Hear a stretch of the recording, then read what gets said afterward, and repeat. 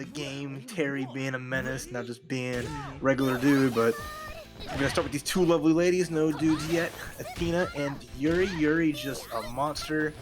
Her jump D, a character in its own right. Yeah, we got to see both these characters at Frosty's as well, putting on a show. Of course, Yuri, very explosive with the damage, and Athena, really strong at mix-ups, but also super slippery. Yeah, so we'll see how slippery DeerAntlerJuice can be. Just getting out of the corner there with the teleport, but you see the amount of damage that Tory already has going. We find the hit into full combo, super cancel, big damage. Command grab whiffed after the little hop. I'm surprised. Yeah, it was so close as well, but the CD into the Psycho Ball is going to be enough to get rid of Yuri here in the first round. So yeah, it's a chase. Yuri can get her chase on, but nice job from DeerAntlerJuice to not get too. I would say like not taking too much damage trying to run away. Yeah, absolutely. And now she can start to harass Mai here. Again, very slippery, able to get away in a moment's notice, but one with EXDP, and you're going to take a massive punish here from Tory. Oh wait, drops the sweep there. Another EX out. Find a command grab from DeerAntlerJuice into the hard knockdown. Then we just do that forward B, the butt to keep the pressure on. Another command grab for hard knockdown. DeerAntlerJuice not going to anything full combo, just happy to hold this life lead. And there we go with a reversal. DP is able to get rid of Mai. Going to get back a nice little bit of health as well with 37 seconds left on the clock. And Tory is down to Anchor King here. I guess DeerAntlerJuice just a little too potent, a little too strong. Gotta dilute that a little bit. But you see, yeah, just more safe pressure. After the forward B, just a hesitation from Tory. Doesn't want to get hit by Athena just going for the magical arrow. Or magical arrow, excuse me. Unfortunately, in this situation, you're going to have to be a little bit more aggressive as King because you have to get rid of Athena. You have to make that reverse OCV. But here's a nice grip of damage off of the super. Good patience on the approach from DeerAntler. Yeah, they've just been solid, patient, and just inching their way towards victory. Tory with 3 bars, but not a lot of life left with super, but you get the punish. No, the hesitation. Yeah, and that was the opportunity to shut down Athena right there, and now Torian's in a very dangerous position. Oh, that 2C could have actually been it with an EX. Oh, it's really spooky. DeerAntlerJuice one more DP away from getting an OCV to start off our tournament today. And there it is. OCV with Athena. That's a hell of a statement to start things off. Even landing like an air-to-air and right at the end of the final kick, falling on top of it. Not the way Tory would want that first game to go, but still, on a whole nother game, the characters are coming back, and we'll see what they can do. Yeah, we are just going to hit rematch here. No order selection, no character selection. Tory wants to jump right back into it. And I feel like you just have to do a little bit better with Yuri to start things off, right? The problem was Tory was never able to get into a groove, able to get any kind of pressure going. It was all DeerAntler controlling the pace of the match.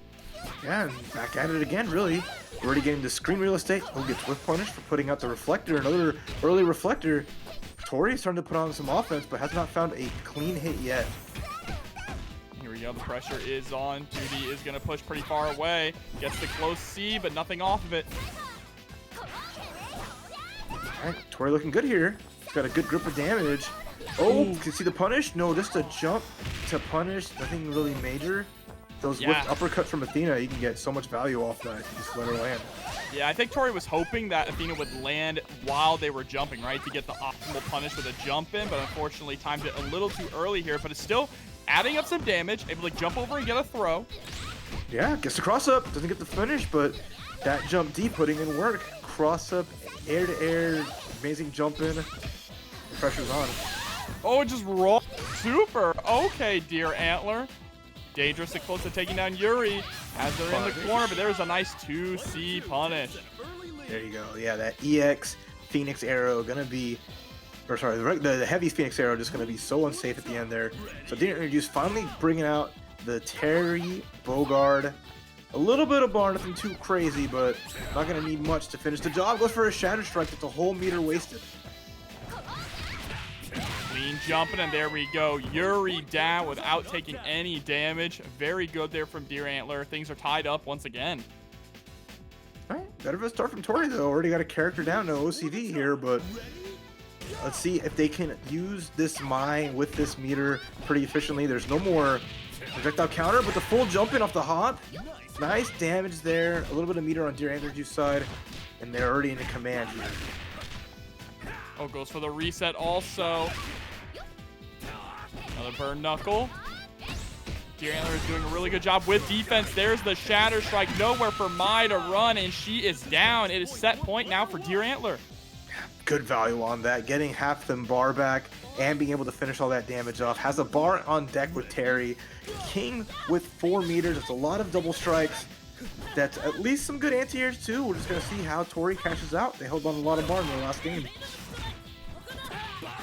Oh no, wanted to try and get the overhead there, but just spacing it a little too poorly. Able to score the EX Venom Strike, but these hop-ins are just not reaching their mark. Yeah, I know. It's been a little too far away for these. Reset again, pressure into the jump. Finally a guard cancel from Tourney, but they're still stuck in the corner. Their guard gauge is hurting. That's about to go down. This is where DeerAntler really needs to be aggressive, but is backing off and giving some space now. Really slide in, but no combo. Instead, it's going to get punished for it. Right, one more to do. Overhead. Do it again. Yeah, there we go. 2 for nothing on overheads, and 2-0 is the score as well in our first game with DeerAntlerJuice taking Tourney down to the loser's bracket.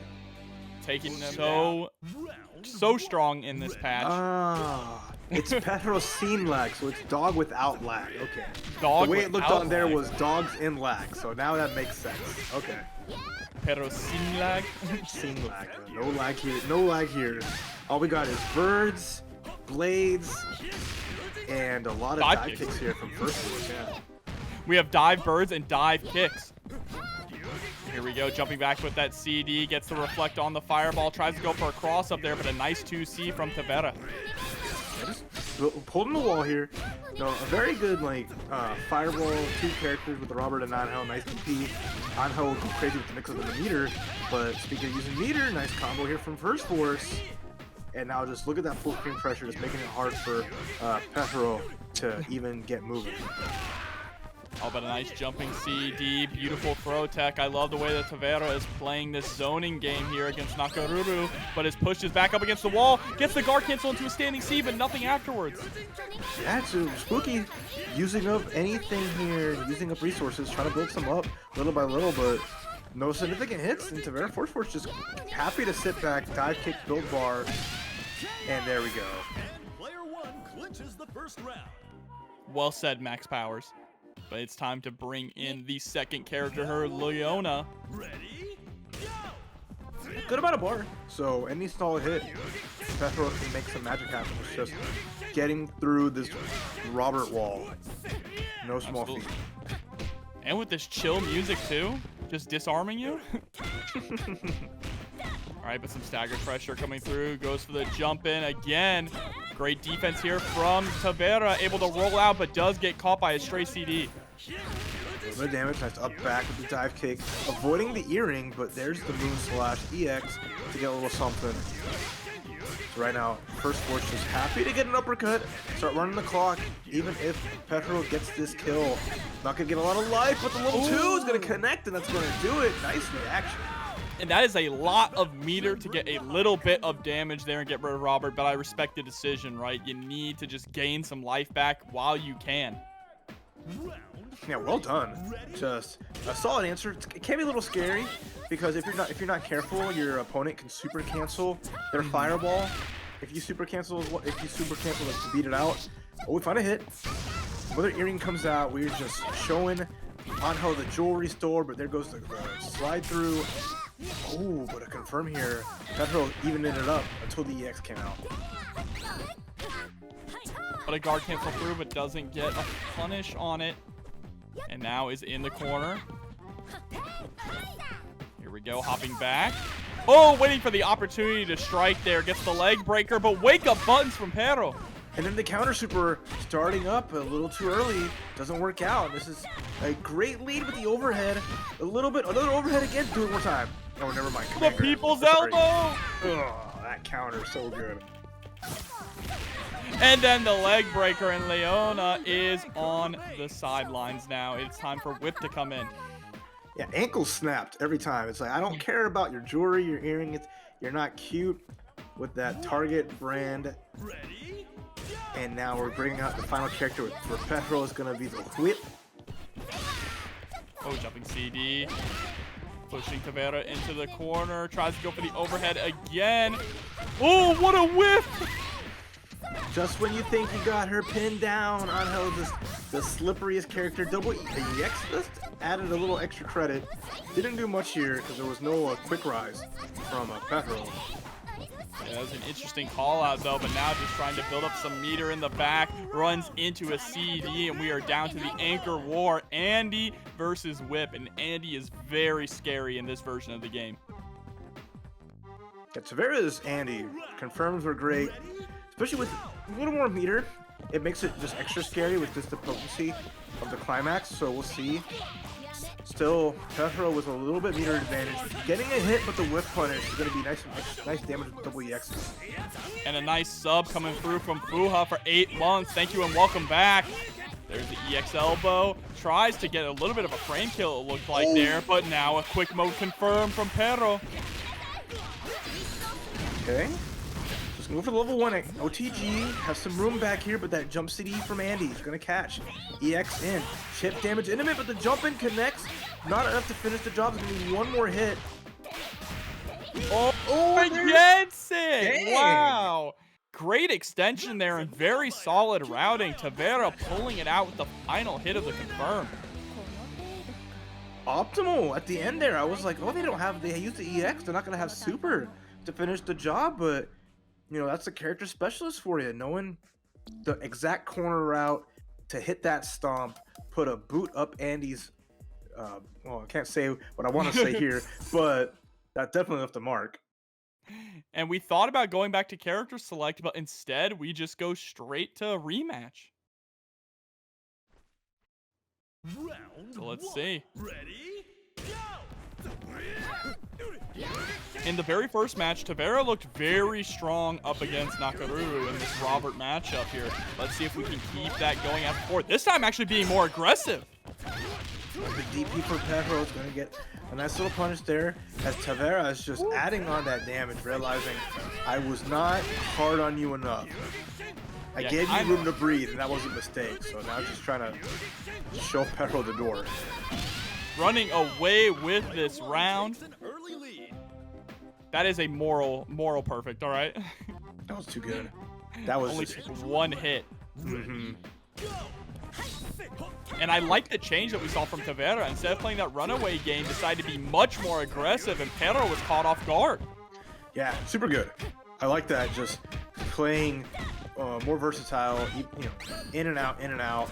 Speaking of in and out, roll cancels away. Perro getting these jump CDs, not much, and the EXTP busting out of the corner and hitting at the last little part of the hitbox. Yeah, and actually still giving Tavera enough time to recover and land that 2D. KCD? Into the corner. Goes for the plus frames. Yeah, I like that. Recovers fast enough, you can get a whiff punish. They try to wake up the roll, but Perro's still like climbing up the mountain. Ooh! Alright, we get the throw here. Trying to chase down. There's the fireball. 3 in a row. Harassing, and the dive kick coming out, but is going to get tossed. Oh, misses up the jump C. It's okay, nothing too crazy. Tavera still with the life lead here, has a little bit of meter, so can cash out some good damage to finish the job. And great awareness to tech every time that Perro is trying to get that mix-up going. Alright. Oh, 9 seconds left on the clock here. Perro has to make something happen, just like Dougie here is making something happen with $5 into the match, Rino. And there is the trade. Tavera gonna take out Leona, and it's all up to Whip. Yeah, that was ooh, what a trade for Tavera. Still with Robert, 2 bars here. I feel like we're gonna see him play a little more safe because they only can take a throw. Has to be extra careful here.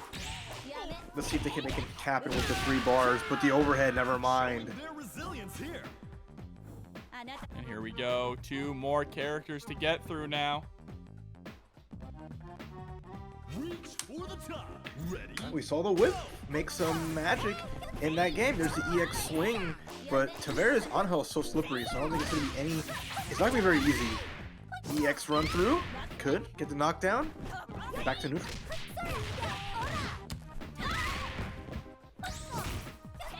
Oh, roll backwards just to avoid the punish, but is going to jump straight into a button here. Back in the corner you go. More pressure. You gotta still be wary of the counter that can come out if you leave any kind of gap, but Tavera is just patient. Seeing we're gonna see, they have a lot of meter and they can make whip explode any second now. Yeah, and I appreciate that Tavera is just kind of sitting there saying, come on in, but does get caught with the anti-air. Gets the reversal, though, into the people's elbow. Yeah, again, that frame one counter catching all of these meaty jumps. Nice lead here, as Tavera is just being, again, that back roll, paying off so well against the whip Tarzan swings. But Perro finds a hit, doesn't get anything from it. He's trying to get a closeout, but it's not going to be enough, and that's going to be a game for Tavera. Oh, and we end it in style. Did she say "des" at the end? This is just the start of a new worldwide legend. I wasn't listening, so I could not say if she was saying no desu. But there we go. Angel gonna be able to take it and tie things up 1-1 here for Tavera versus Perro. And we're just gonna immediately lock in for the rematch. We haven't gotten to the point where either player feels like that they have to go back to character select or order select so far in this tournament. One. Ready? Yeah, even with Nakoruru not putting a lot of value there as a point character, she's got like, decent tools here and there with just the ability to decent fireball with Mama Haha, having a projectile reflect, but it's just not been any nice little hit as Tavera's just been rolling around. And speaking of rolling in, ironically with $50 to the max Rino. Oh my goodness. Wow. I'm a little speechless. Thank you so much for the generosity. Ironically, Weeb coming through. And this is also just in time for Perro to be doing the best that they have done with Nakoruru so far in this set. Yeah, damage is piling on. Those jump CDs. Her little boost doing work. EX into DP. Nicely done. And that Perro with just a super good lead. He's going to get a decent chunk of life back with the meter as well. Tavera is actually on the back foot early on, which is the first time we've seen it this set. Yeah, absolutely, and that spells a really good start here for Perro because we have not gotten to see Nakoruru against any of Tavera's other characters. Here we go, jumping CD, going into some lows. There's the dive bird. Okay, gets that grab on the wake-up roll. Perro just chilling. I like that. Use the crouch A, stuff out really kind of any approach, and then react to any of these short hops or jumps. Oh, and there is another counter. We have seen so many counters from Tavera in this set so far. I think that's the third one. Okay. I think Tavera finds a clean hit on Nakoruru. He's going to go for level 1. Set up a one-touch scenario. What's going to be the mix-up here? The cross-up connects, and Tavera on the board with the character. A very solid showing there with Angel, able to get that clean cross-up. Yes, his name is Dog Without Lag. Alright, so Leona again, 3 bars. This is a good position. Any significant hit can make a party happen, but significant hits Tavera finding that jump C cross-up. Nice damage here into the corner. Oh, but wake-up buttons again. Perro really likes to do wake-up buttons with Leona in those kind of situations here. And then gets the plus frames, tries to go for the low pressure. Overhead, a little extra damage. Pretty even between the two lovely ladies here. And the overreaction again. Again, put those earrings away. Alright, again, just creating space here. Whiffing these normals, but does get caught by a slicer. There's the run-up throw. Earring comes out again. It's straight to the overhead, but a good block. Oh, no punish. That was a big whiff. Chance for Perro to finish the job. Earring comes out. Overhead gets blocked again. And the moon slash. Good enough damage. And the first one to take it down to the anchor is Perro. in a prime position to take the set. But here comes Andy Bogard. And Andy can absolutely dish out damage here. One confirm is going to be enough to get rid of Leona, and then he will be sitting on a lot of meter to deal with Whip. Okay. Nice short hop. Just simple, easy, and now a super even final characters on game number 3 here.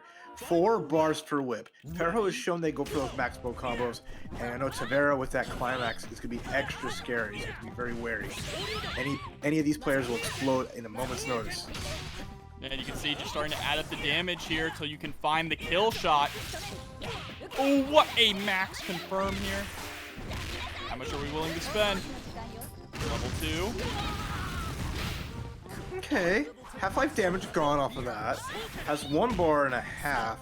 So still going to need a good chunk where we're in a situation with Tavera, I think, can finish the job. There's going to be a climax on the DP.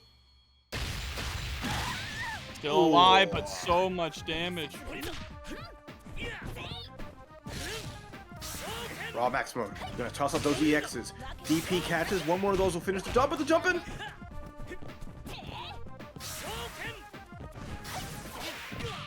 Oh my god, that's a hit! Oh. EX. Gonna have super here. Yep. And there we go. Wow. Just in time for Dandy J to come through with the raid. Thank you so much and welcome. But you cannot rest easy. Yeah, that's 6A. Those slicers, still incredibly solid buttons. But another character with incredibly solid buttons is Kyo coming through here. Gets the jumping CD. Pressure is in the corner. Isn't able to catch the rollout, though.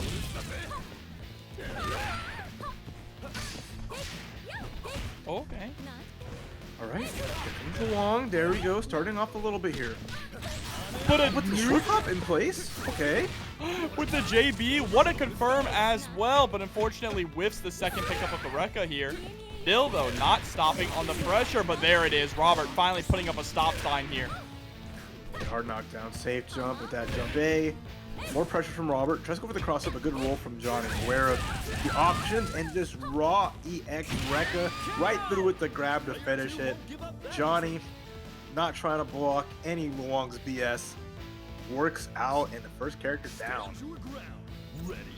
And now here comes in Iori with the drip. Gets the CD. Oh my god. What a JB. Jumps in with the JCD as well to keep the pressure going, but Robert pressing out with the Rekka. Ooh, close C, anti-air. No tacos today. It's Wednesday, not Tuesday. You gotta hold that. And the CD connects. Good amount of damage here. We got the 1 bar. We're gonna catch up the EX. I like it.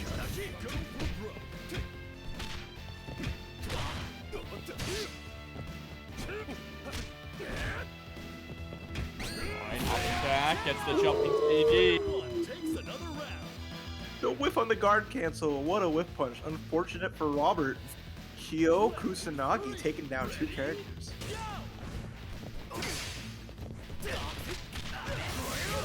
Oh, we're actually just going to go for the EX Fireball here. What a confirm, but it's still not enough to kill. Baits out the DP, and finally Kyo is down, but is it too little too late? We're gonna find out with Robert with an okay amount of bar, but a Yori Yagami on Johnny's side. Any small hits can get that momentum going. So you see Robert going on the offense really hard here. Guard cancel out, Krohnen in the corner. Johny making the space, finds the crouching C into the Rekka. Respect on the DP, and now we're back to mid-screen.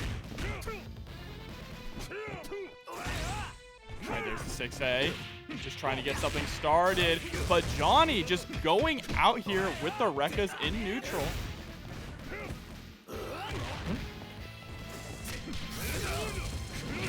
Alright. Pick up.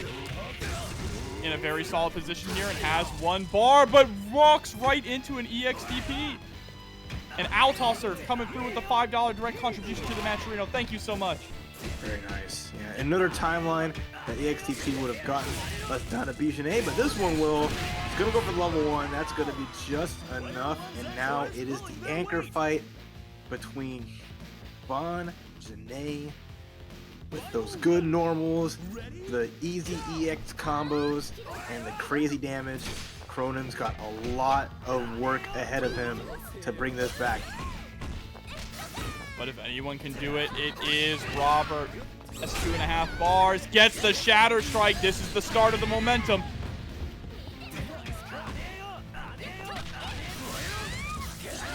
All right, gets a slicer. Runs to the other side.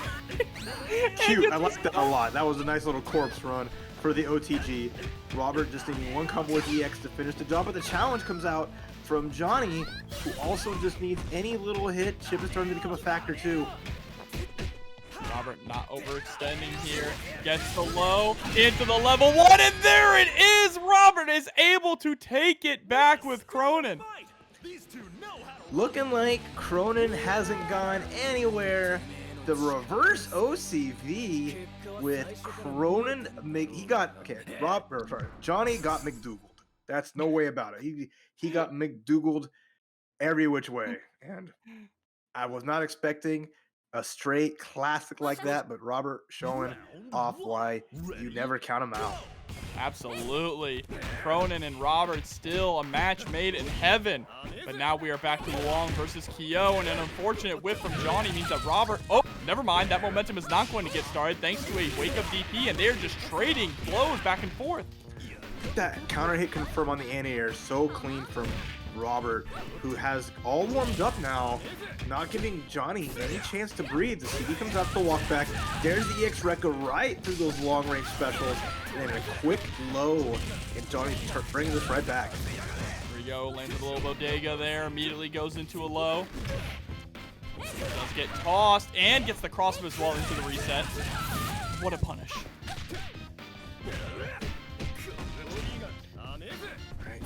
Pressure here. It's tough for Robert. Go for your Shatter Strike. Not enough. No punish, though. Alright, the throw there is going to be able to close out the first round. It will go to Robert.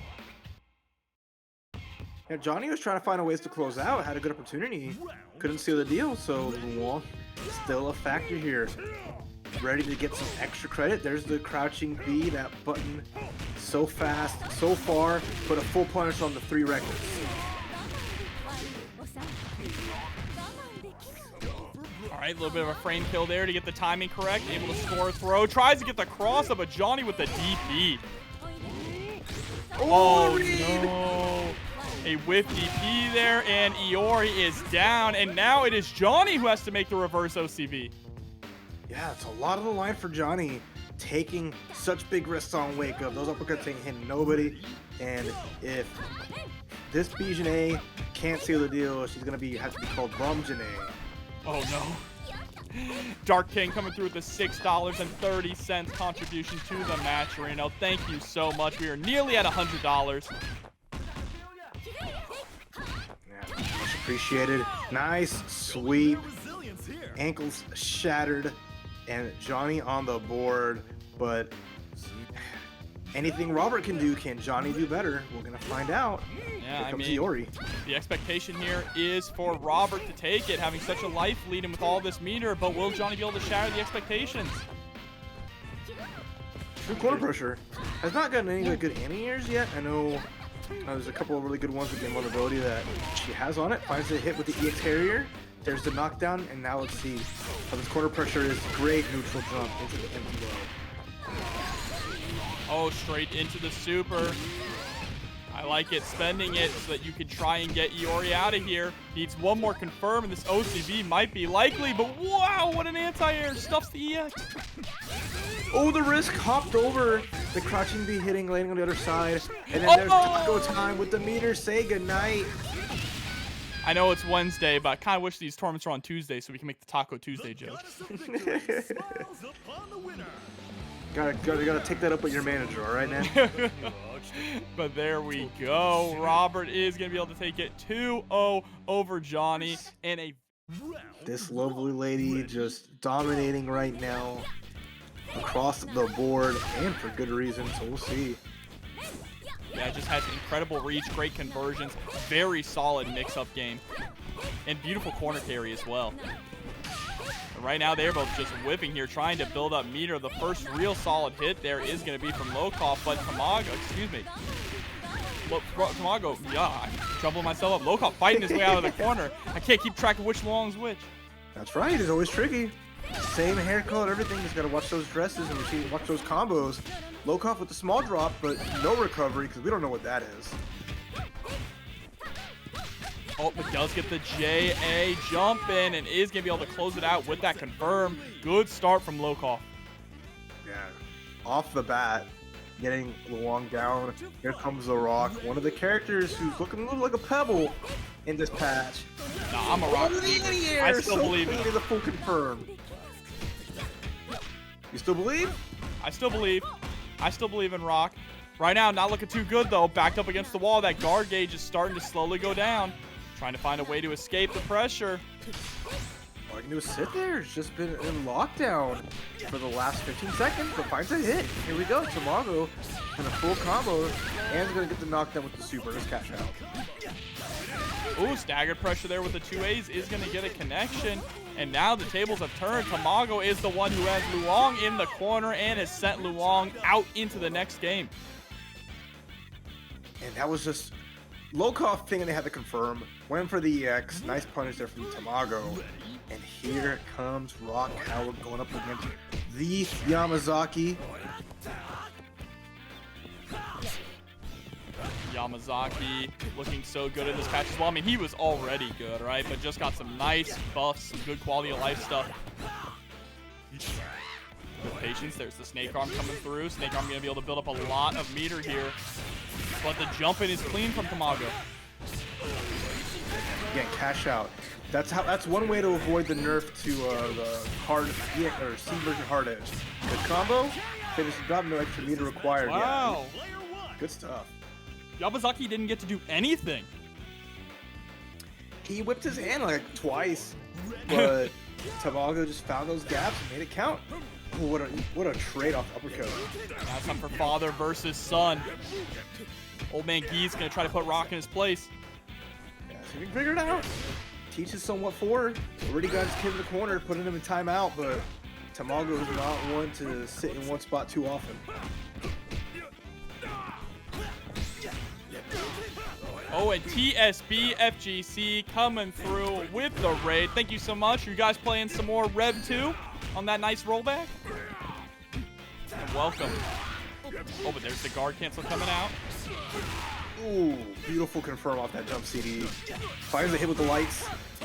One more touch here for Tamago, and that's going to take game one. Can Lokof find a clean hit and take Rock down?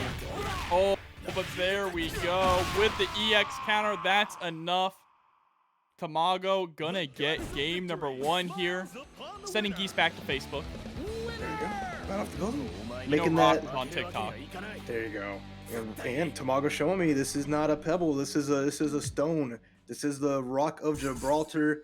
The foundation is solid, and we ain't going anywhere. You could say that a lot of Rock players in Season 2 are like Sisyphus, right? They're just trying to push Rock back uphill. More power to him. Here we go, back into the Luong mirror match.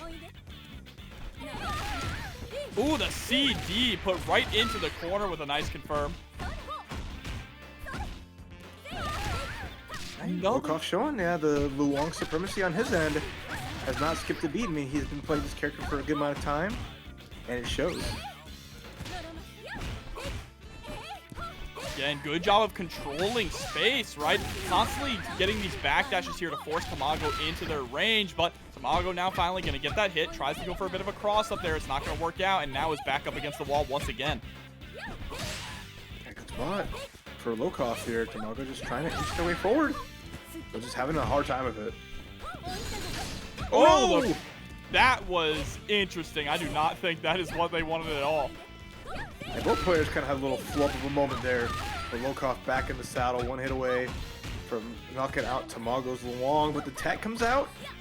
Cross up misses. Oh boy. Ooh, the cross up is going to land that time though, and Tamago's Luong is down. But here we go. Rock coming in. Let's see if Rock is going to be able to make another miracle happen here and just take down all of Lokof's team. And the main character is coming through here. It all came off the fact that Lokof made a mistake on that combo, giving Rock a lot of breathing room and setting up that momentum. So if Lokof Luong can keep it steady, it might change the storyline here, but we'll see. All right, Jump CD just trying to score that hit to get the knockdown, but is going to get clipped by an anti-air immediately. Lokof exploding into pressure. Big. Oh, went for the EXO spin in the air. Didn't really get much off of it. So bar, half a bar wasted, but it's okay. Can build that back up right quick. Trying to zone out with these legs. Gets to pick up with the EX. Hard knockdown in the corner. Here comes the mix-up, but no, a rising tackle instead. Tamago trying to stay in there with the Rock. Lokof with the small lead is finding small hits. We are scrambling here. These eggs are coming through. And it finishes the job. That's a hard-boiled Tamago. Getting that Rock back online. Yeah, Tamago is so good with Rock. I think one of the best Rocks currently in the world, honestly. And there we go with the EX rising tackle, preventing the jump in from Yamazaki. And Yamazaki didn't really get to play that last game. So this is on Lokof to avoid that reverse OCV once more. Just rolling back, trying to create some space. Oh, but Lokof says, I have a counter of my own here. Gets kicked into the corner. A boot to the head, and Lokof said, no reverse OCV for you. Bring out that last character. Let's see what your Iori can do. Oh, and it's actually going to start off running forward with a 2B, but not able to really get anything started off of it. The taco is going to be blocked. Jump in, nice. Get the stab in the poison. Level 2. Oh, the disrespect. Grinding this man's face in the ground. OTG for that extra credit. So much life lost. We're at a one touch for Lokof to finish the job. Oh, but there's a clean jump in from Tamago. And has plenty of meter here. Let's see what we're going to do. Go straight into the level 1. Ruby, nice. With the command grab too far. No scum gale. Oh no! Enable the OTG with the low snake arm. Lokof ties things up 1-1. Beautiful timing on that. Just enough. My man takes no days off. Never. Always put him to work. Like the look we're going to see from both these players. Here we go. Starting it off. Head back into this mirror match, trying to feel each other out. Seeing who's going to be the first one to get that big whiff punish and get something started. And there it is with the CD from Lokof. Yeah, the let her rip button. Does such a great job. Beautiful Annie into the full confirm. Any small hit, she gets so much value off of. And now that pressure is just continuing. Nice rollback. Oh, what a lead. Oh, and there we go. Another punish. Just Lokof is capitalizing on these whipped specials and normals from Tamago, and Luong is out of here. Lokof's Luong is about to have full health. Yeah, this is a big change than what we saw earlier. Lokof just turned it up and is already down to the Rock, so it's going to be tough for Tamago. Gonna bust out with the EX rising tackle. Gonna try to rise up amongst all this Luong pressure, but in neutral it's just so hard. And nothing XS coming through with the sub. Welcome back. Where you been? We missed you. And here we go, CD coming through. Definitely want to see some more nothing excess commentaries. Hopefully the man can find some free time to bless us, just like Tamago is blessing Lokof. Nice blocks. Tamago not overextending. Rock Howard knows how to respect the ladies and give her space. Oh, but there we go. Guard cancel is going to be able to punish the fireball. Oh my, whoa, that was tricky. Oh, command grab whiffs. Fortunate there, as Lokof's finding a lot more damage here with the Luong. Tamago needs a small hit, but just those kicks, too much. Double counter, wait a minute. If at first you don't succeed, try again. Raging Storm going to be able to shut down Luong, but Rock has taken a lot of damage here. Let's see, is Tamago going to be able to avoid really any confirm from Yamazaki at this point? That's a good start. Oh, the bust out on Wake Up. With the CD, oh, too far away for anything. And the jump back A, just a little bop on the head. All right, Lokof, this is your game to win. Can Tamago Iori take out the two characters here, the two lords of Southtown? Starting things off with the snake arm. There's the taco. Tries to go for a second one. Wasn't satisfied catching Yamazaki in the air. Okay, good. The triple purple stuff. But there's no anti-air. Great DP, but it's always tricky. Never know when these people can do these short hops. Anti-air crouching A-lights. Okay. Oh, right there into the poison arm. Oh no, didn't get the stomp. Maybe didn't even want the stomp. Just tried to go for some Oki. Tamago slowly pushing Lokof to the corner. Gonna get a nice big punish on the whiff parry. Light confirmed, a little bit of scale damage, nothing crazy. Still's got a long way to go, but which way are we facing? Yamazaki, Yuri's that way. Oh yeah, any touch from Lokof. Any snake strikes connects, any good anti-air. Rolls forward, no punish though. Some Get drop that out of here. Rolls out the snake arm, but a trade. 21 seconds on the clock. Tamago is barely going to have any health left with Iori. And we are down to final game, final round. There's like no meter here. Lokof just needs any one hit, any counter. We'll do it, but the EX comes up for Tamago. He's going to go to the corner. Hard knockdown, got to respect the counter. Double jump, connects. Ooh, the escape. Ooh, every trade is just absolutely terrifying. There's the guard cancel to push Lokof into the corner, but a guard cancel to escape, and they're just staring each other down. A lot of fear there. Oh, big jump in. Tamago one hit away from death. Oh, the whiff 2D. Rolls out of the way of the fireball, but the 2A. Just the straight arm gets the anti-air, and Lokof is going to take it 2-1 over Tamago. Dinosaur here. I mean, Dinosaur is looking really strong in this patch. Much better than he was before, but getting really aggressive with Joe right off the bat. So it's tricky. We seen the pressure that Yashiro could bring to the table. You know, Joe, classic character with good up-close pressure, good far pressure. Can be tricky at the mid-screen, but Wake Up. There's a command grab for Rino. Pressure is on now. And Grenas has to respect Yashiro. The EX tackle can do some good, but instead it's a command grab on the anti-air. Oh, double jump in here. Tries to go for the close C.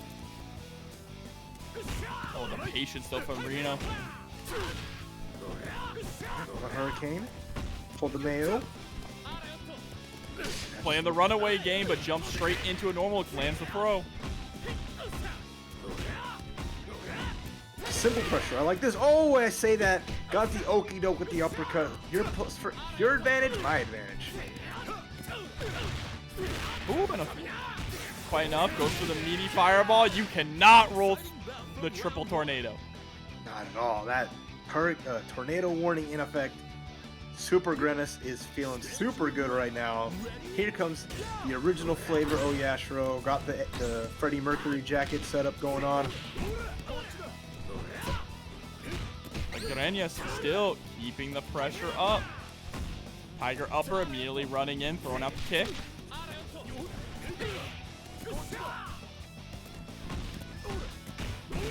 Yep, not overextending. This is Supergrenas with a lot of respect, but getting rushed down.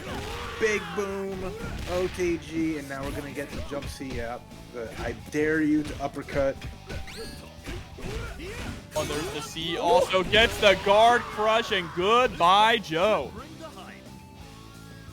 No escape, and that was huge as Rino holds on to all that life, and meters pretty even between these two. So we're gonna be doing some little swinging back and forth.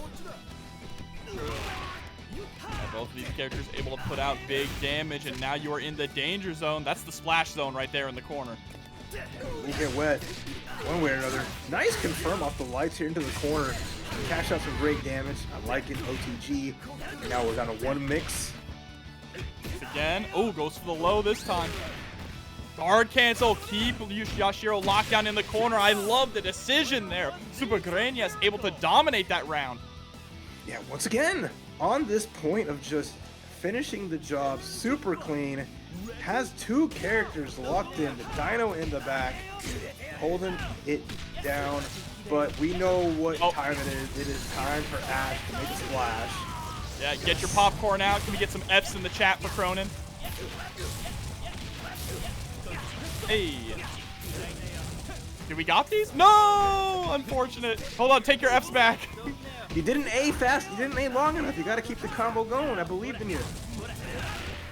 Uh-oh. And now Supergrenas trying to keep the pressure on. There's a nice DP. Yeah, plus out. I like that. And I'm just hopping away. Even though they don't cut, they still need to get the character down. Look what happened when you jump in. Gets the stomp as well. Ooh, and there's oh, actually, still alive. Wait a minute. Just barely. Yeah, the pixel there again. Rino's hanging on by a thread. But now the Dino just needs one good guess. There isn't enough for a maximum activate Samskulat, so Rino's gonna have to try to build this bar. Oh no, and just spent some of it as well, trying to play the zoning game and now getting a little more aggressive. All Dinosaur needs is one good guess. Careful with your fireballs. A lot of respect here. No cross up. Crouch C is blocked. Supergrenas just waiting like a predator for their time to strike. Look at this, just slowly waiting for the moment for one bad fireball to come out or one bad jump in. Knows that he doesn't need to overextend and here tries to go for the EX leap in, but we get the quick mode cancel. Nice combo. Gets a good amount of damage for the situation where another like confirm into super could be enough here. Supergrenas just not able to get in. This patience not paying off. This is what killed the dinosaurs. They just stood there. It's a meteor. I'm just gonna watch. Oh no! Patience paid off. Waited for the double meteors to come out. We're skipping extinction with the jump. Oh, beautiful stuff. What a win quote too. If you don't want to face extinction. And also, chat, I hear you. I understand the commentators curse. Next time Rino lands the combo, I'm not going to say anything, all right? And we'll see what happens. I'll just zip it. Hey, look, any excuse to enjoy some delicious Gekio popcorn, I'll take it. True, true. Here we go. Nature is a beautiful thing. Dinosaur able to close out the win for Supergrenas. But now... So, point Dino and point standard Yashiro. So we're going to see a little bit more of the king himself. But got to watch out because, yeah, Yashiro is a man who can fight right back. Ooh, and there we go with the DPs. Okay, that crouch C again. Just on reaction or just blocking anything going forward, letting it rest. But the punish from Rino, good patience and spacing. This might be the end of Dinosaur here, able to jump out of the armor as well. Gets a clean punish.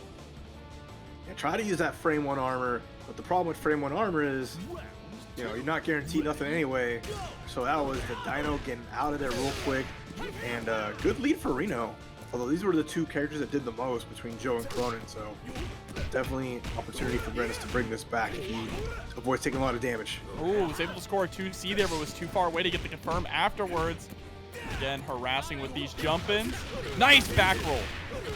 Interesting. Into the level 1, get as much corner carry as you can. Meaty fireball's not quite meaty. Okay, roll away. Whiffs the shatter strike. It's a whole meter down the drain, making it a little bit harder for themselves as Rino puts on the pressure.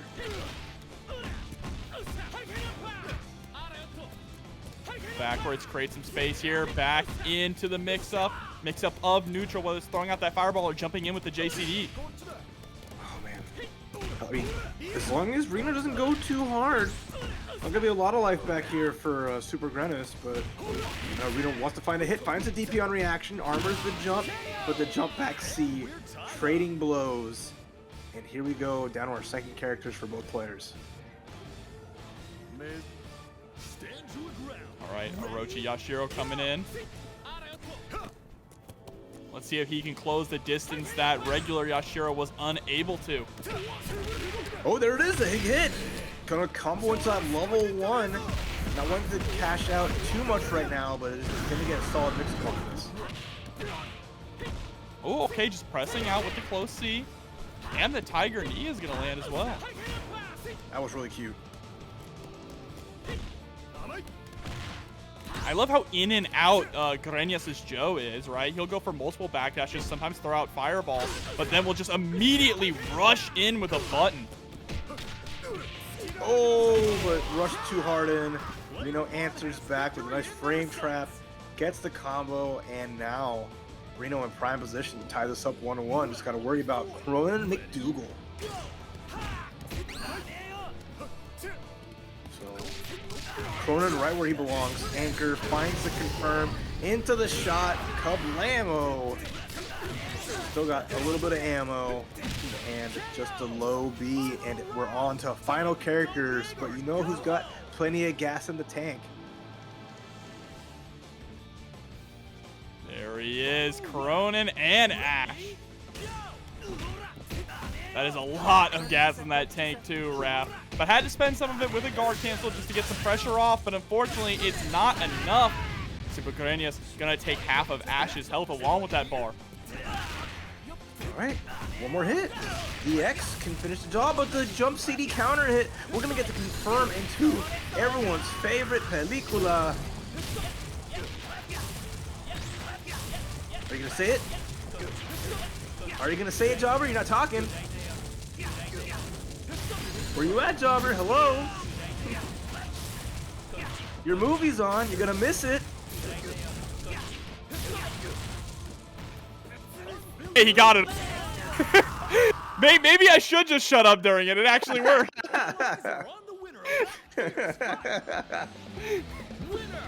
All right, chat. Maybe you're right sometimes. All right. Had to keep that curse away. Rino able to tie things up 1-1. You missed my favorite part. Now we gotta rewind it and watch it again because we're going to a game 3. Oh, I saw it. I saw it. I just didn't want to curse. I didn't want to curse the poor boy. I just see you during that combo. You're just hiding behind the couch because it's like too scary. You're like, oh no, oh no. I was looking through with my hands. My fingers covering my eyes. But here we go. It's back to Dinosaur versus Yashiro. Right, off to a great start. Keeping the same order for Grenas. Dinosaur versus Yashiro was definitely in Rino's favor. Just never got any command grabs. Couldn't really fight back with normals, and that with EX. It's gonna be good damage for Rino. But here we go. Able to get the command grab, jumping in with the body splash. A nice spacing here from Rino. Backs it up. Makes it so he can react to any like errant jump or catch a whiff. Catch a whiff of that dino. Ooh, jumping in with the big elbow as well. And Grenas is trying so hard to gain some ground, but Rino willing to just roll backwards to escape. Here's a nice confirm. I love that new combo off of the D, getting the bomber, and now we're setting up a nice situation. Oh boy. Oh, and the CD's gonna land, but he's too slow to get the confirm. He's able to get a cross up. Dinosaur takes down Yashiro. I love it. Recognized when they get a confirm off their OTG, went for the hard knockdown mix-up. Super Dino is making moves. This is Dino Thunder. Uh-oh. Wait a minute. Nice. The light version is the unblockable. Gets the hit. It's going to be able to get it to Pixels. With the roll forward, the throw. No punish from Rino. Just chucks him. Tries to go in for the command grab, but there is the jump back kick. Able to close it out. So goodbye, the tough Dinosaur. part, yeah. The tough part about, like, Yashiro is, or sorry, could have got chipped there. Had a lot of options. Just couldn't finish it. So now, Yashiro is back in. Or sorry, Yashiro versus Joe. I'm mixing myself up by the Yashiro. Nice combo into level 1. That life, all the red. Right, see, he goes for the slide.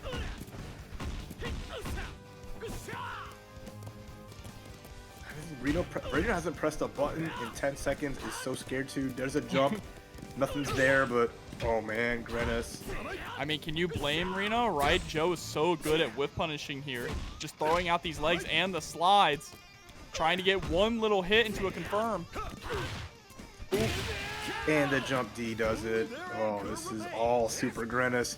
Although it is a Ash Crimson with 5 bars locked and loaded. Oh yeah. Ash is ready to cash out. Just needs to find that one hit. We saw this a lot over the weekend at Frosty's with Lacid. Just putting on the show with Ash. Yeah, we saw the same too, with the small drops here and there, and when they close out, they made the magic happen. Oh, there's the hit, and now Jobber goes in hiding. As we see, Sam's Kulat. Let's see, I'm gonna talk now. He's got this, right? No drops. I believe in you, Rino. Look, you're already taking this chance. You're taking this risk. That might have paid off here. All right. Talking during the movie, man. Okay, I see you. I think we got this. We got this. Yeah, there we go. Gets the setup as well. Right at the end, and then creating some space. And that's all that. Just to not get rid of the character yet, and there's still Krohnen waiting with all this bar since that built up so much meter for Supergrenas. I mean, the key here now is to not allow Supergrenas to gain any more ground with Joe. There's a nice trade. Just needs to score one more hit. Close to chip damage as well, and there we go. Jumping CD. Okay. Rino in a good spot, because Rino's got the meter for at least another maximum. Still needs a bit more to get the climax, to get the super cancel, but Grenas just needs one hit. Anything will do. Yeah, in the meantime, can sort of whittle down Grenas here, right, to make sure that the big hit will kill. Cross up. No combo. There's jumping CD. 6A. Oh, so spooky. Oh man, this is a horror movie.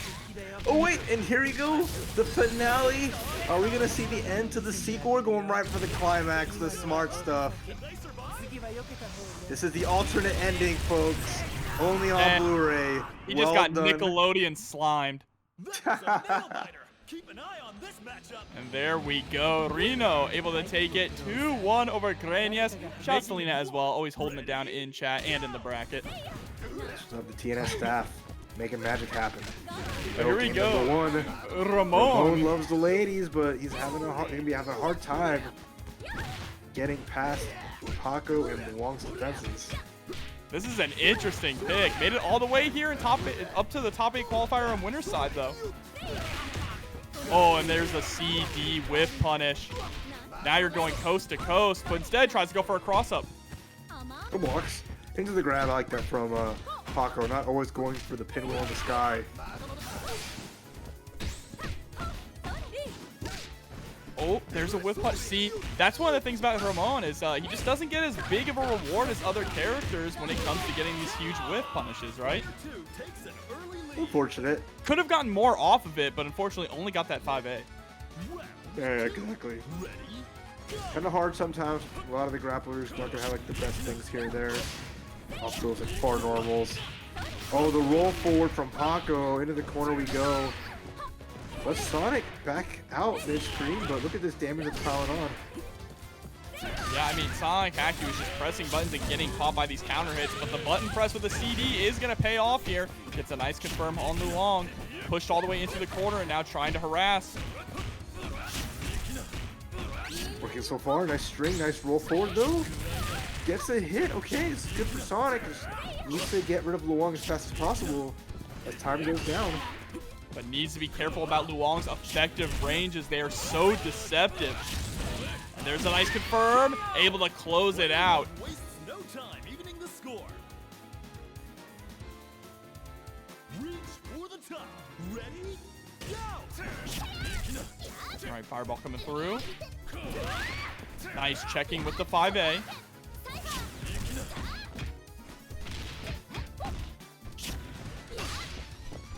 That magic button jump D, putting a lot of pressure on Sonic. The whip EX, good chance for Sonichackedyou. Gonna get that nice damage here into the save jump. The Pako with the patient blocks. Oh, the whiff though. Pako still able to maintain some pressure. Like this Sonic hack, he really slowed things down. Is doing really good here. Has plenty of bar as well, so made this more competitive. Ooh, the mid spike connects with the slide. Follow up, and that'll do. Well done on the call out. I love that like awareness to go for the EX Mimic spike into the follow up, get right through the fireball, get the full combo, and a big turnaround here. Sonichackedyou's got Pako down to their Yashiro. Yeah, but Yashiro has a big chance to make this comeback here. K-Dash is very hurt. One good confirm will do it, and they have plenty of meter.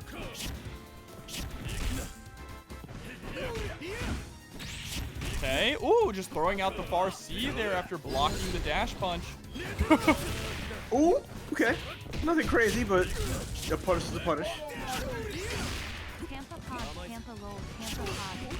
And more hips, less shoulders coming through with the sub, the prime for 6 months. Thank you and welcome back. Just as Pako is able to take out K-Dash, and now it is time for the Yashiro mirror match. Alright, the Punchy Boys about to bust out and battle out. Rock'em, sock'em, Yashiros. Big boys and big boys. We are swinging with those far C's. The haymakers are coming out. Oh, nice 2C, preventing the jump in pressure. Look at the meter, though, on Pako's side. This is so scary. I mean, both of them with so much meter. The next hit could kill. Yeah, exactly. It's either one getting that maximum confirmed will finish the job. So that you see them both kind of waiting a little patient, not overextending, because you know what happens when you hit the light. Oh, but there we go. Spends the max meter and wanted a short hop, but got a full jump. That is really unfortunate. Double guard cancels, yeah. Pako not wanting to have any of max mode Yashiro, so still in a position where either one getting a hit will finish the job. Yeah, and neither of them really have. It's just been tiny little touches here and there, whittling down the health bars, and we are under 20 seconds left in this round. There's the confirm. Level 1, keep it simple. Level 2. Big moment. And there we go. Sonichackedyou able to close out the first game. Great stuff. I mean, that was again a mirror match where they were both locked and loaded. No one wanted to overstep because it would just mean the end of the round. So Sonic like pulling the trigger earlier on the max one unblocked didn't help much, but Pako using up the same amount of bar just to guard cancel kept it very close. So good from Sonic to close out there as we go into game number 2. Well, let's see if Sonic can hack the game to put Ramon in now. Ramon unfortunately not getting really anything done in the last game. Trying to get some kind of pressure started. Pako, though, doing a really good job weathering the storm and securing some solid whip punishes. It always comes down to like these matchups. As long as Luong can take that mid spear, no problem. But that whip crouching D, you're gonna let Sonic get this full damage combo. There's the boom, there's the reset, there's the spacing. Jumps and he connects overhead, nice block. Pako fights back. That was kind of insane damage too for the amount of meter spent. Right? Oh, but there we go. CD is going to get the full pickup here. Oh, same side. Sonic was not ready for that one at all. And Pako, with the momentum, is going to be able to get rid of Ramon. Yeah, that's good for Pako, but here comes one of the linchpins for Sonic's team. The K did a great job bringing it back, but Pako already finding an early hit, but runs right into the trigger, the launch, the damage here from Sonic. What's the setup? It's going to be a simple pressure string, and now the chip can finish the job here for Sonic. Ooh, and then just wakes up with a CD, and that's going to be enough. Kicked her right out of the squad. Dang.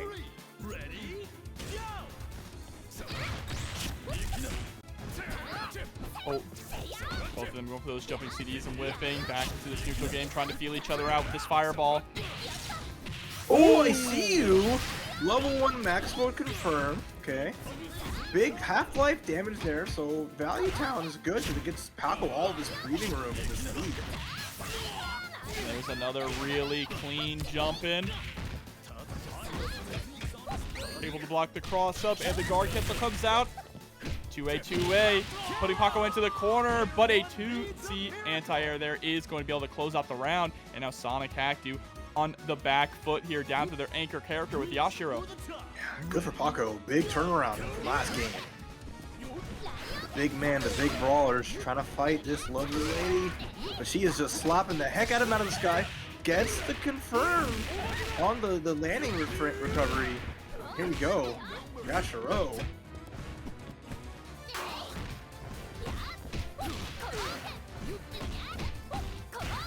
Keeping the pressure up in the corner. There's a trade. That's Sonic's chance to try and escape, but jumping right back in with the CD. The way that Pako is controlling the corner here, not allowing Sonic any room to breathe.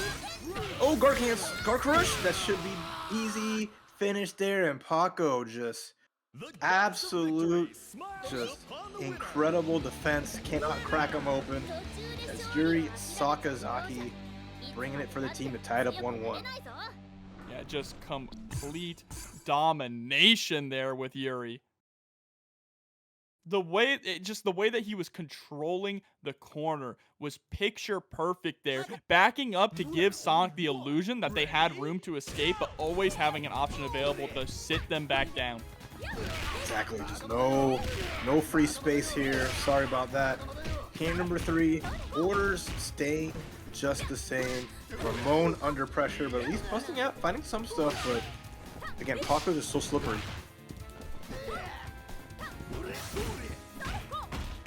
Okay, real score punish there. There's a nice 2D. Jumping with the body splash again. Punish? Nothing crazy. Overhead? Interesting option. Little damage. You know, it's just Pako asserting that Luong is going to control the pace. Like, Ramon is just hoping he can do anything here. Oh, he is going to get stuffed there. Gets the EX run. Running back in, trying to go for that headbutt. Oh, cross chop off the wall. More pressure here. Guard cancel. I love this from Sonichackedyou. Waits for the back roll. Gets the jump in. Beats the crouching C. That's dead.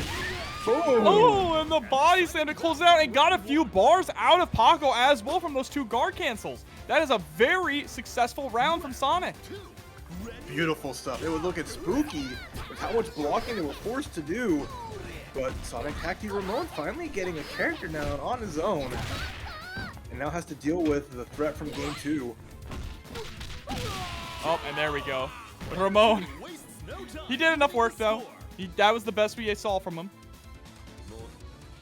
And that might just be the extra push that Sonic needs to be able to take this set. It really comes down to how Sonic handles the Yuri this time. Just dealing with those air fireballs, dealing with the jump D, those 2 extra layers. So hard as you're in the corner here. More pressure continues on, and Sonic not letting up at all. Or sorry, Pako not letting up at all. Oh, beautiful. Single hit punish off the 2B. Gets the hard knockdown in the corner. Jumping CD pressure into the overhead. No anti-air. Sonic with the small life lead. He is just trying to thread the needle here. Catch Pako overstepping. Oh, tries to go for a little hop over, but gets caught. Now it's Pako putting the pressure on. All right. So safe, it's so simple. Gets a hit with the EX. So back in the other corner, but wait a minute. Jump CD hits. Fading back with some air fireballs here. Trying to catch Sonic, overextending. Not going to quite work. Oh, one of the fireballs hits, but wasn't able to recover in time. A lot of respect for both players. They are just taking it down to the wire. The crouch C connects. EX comes out. There's a DP on the punish. And what's it going to be to finish it? Will it be chip? Will it be a timeout? 3, 2, 1. And it is a timeout. Hey, that's after the bell. Just trips her after the bell. That's a red card on K-Dash. Get him out of here. Okay. It's a meter gone, so that was his punishment. Throwing away a bar. Yashiro putting K under pressure. Just needs to sneeze on him. Ooh, beautiful Shatter Strike coming out. And Zenpool coming through with the resub. 28 months. Thank you and welcome back. Okay, here we go. It's getting down to the wire here. This is just to get into top 8 between both these players. Can Sonichackedyou finish the job with in the Yashiro mirror match? Or is Pako gonna run it back? Who would have thought it is all up to Yashiro for both of these players here. Guard cancel, pushing Sonic back into the corner. Look at that guard gauge, Raph. I'm looking. It's moving. It's shaking. And so is Pako, who's not relented whatsoever. Sonichackedyou cannot get a word in at all. Yeah, this is absolutely smothering pressure. And the way that, again, Pako is able to just back off to give Sonic the illusion that there's a chance to escape from the corner. But now the only place that Sonic is going to have to escape from is the loser's bracket here. Pako moves on 2-1. Yeah, Pako's Yashiro saying only room enough in here for one band, and did it to it. And as close as it got to, yeah, that it just was a pretty strong showing to finish it up for Pako. We are going to get the mirror match to start things off. $88 in the match, Rino. Chat, I think we can do better than that. Exclamation point match, Rino, in the chat to bring that up. Just throw $1 or $2 in or utilize those sponsor quests. Let's get that pot up higher for these players. Okay, starting things off strong. Lokof putting Robert into the corner pretty early on, but now giving up the space. You know, sometimes you don't want to overstay your welcome here. You know, the mirror matches, they can do what you can do, and you don't want to beat yourself. Ooh, okay, going for the standing B there as well. Guard cancel actually going to whiff in that situation. Not going to matter too much, but Robert is going to get a bit confirmed here, putting Lokof into the corner, trying to go for the low reset. Okay, nice bust out. As Lokof shining bright here. Small whiffs, nothing crazy. We're pretty even. And I'm just curious how this is going to end. All right. Keeping that pressure, harassment in the corner. Nice, ducking right underneath the legs, and Lokof is going to get first blood. And the best answer for Luong is Luong. So it's all those little things is just you're denied a lot of pressure that you normally do. We're not going to be denied that dollar for Mr. Pessimistic. Thank you for that contribution. Here we go, Robert back into the corner again, and look at the spacing that Lokof is staying at. That is so important and so impressive, especially in this matchup too. For sure. Like I said, Lokof doesn't do anything. You can just sit there, build bar, keep Krohnen down, but instead gets tagged, and Robert's going to make it quick. And now things are tied up here. Krohnen is going to get all of his health back. Oh, not quite all of it. But now has to go up against Yamazaki. Again, another character with very strong range. Okay, good range, good buttons, great damage. It's all going to come down to this Robert moving and shaking, and he's navigating this character really, really well. Avoided really having to force any blocks. There's a punch with the guard cancel. Beautiful awareness of the character matchup. And the run under again, too, after the OTG, but we get the level 2 confirmed. Look at all of that damage. Still going.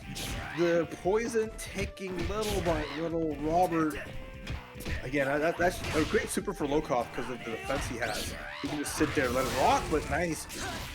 Guard cancel again for Robert. Okay, there's the jump in, air to air, able to score the close C. And there we go, kicks him to the curb here, bring out Iori. I need more pictures of Yagami. Whoop. I need more $20 donations is what I need. Thank you. Absolutely, thank you for the generosity. That puts us over $100 in the match, Rino.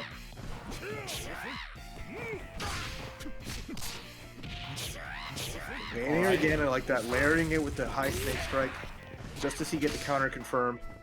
But looks like Robert's probably gonna make quick work of Yamazaki, but the punishes are coming through. Oh, and there we go, able to block the Shatter Strike, gets the 2B punish. All right, Down Geese Howard. Geese in top A. Let's go. Come on. Safe palm. Just great pressure off the lights. Quick and efficient. That guard gauge cranking. Robert's got to be careful. Gets out, but at what cost? There we go. Gets the EX. Scoop. Oh, and the staggered pressure gets the 2A into the level 2 super. Lokof is going to take the first game. Going for a strike. Nice. Confirm off of the light palms into the level 2 just to make sure we get enough damage there. So there we have Lokof just showcasing the strength of Geese. Because again, Geese has got some of the best light pressure. And it's like Luong, where so much of it is low recovery and pretty safe. Like, you might not be running up to do like multiple crouch Bs, but the fact that he can do like 4 lights in a row into a special that's safe on, like, you know, slightly negative, not going to get punished, is exceptionally strong when no other character really has that kind of just like quick and efficient pressure. Yeah, absolutely. And that is one of the things that makes Geese a very solid character. And I'm definitely happy to see more people picking him up, especially after his most recent buffs. Yeah, the only character we don't really see that I see a lot other places is the Hider. But, you know, I'm sure that'll come eventually. Anyway, game 2 is on deck. As we have the character swaps around, we're going to bring Iori to the forefront here. Oh, gets the anti-air legs as well. Yuri now locked down in the corner, but rolls out of the way. Still can't roll out of the way of that CD, though. Look at that. One of the few characters that can punish the first Rekka at such a far distance. Things are not looking too good for Robert right now. Rolls right into the punish. That is tragic. A horrible way to lose Iori, but a good start for Lokof, once again getting first blood. Yeah, I like that. Lokof sticking to their guns with the Luong. Gave him a great matchup. Gets the crouching B. We're going to go for a ride of the corner here with the hard knockdown. Now it's time to party.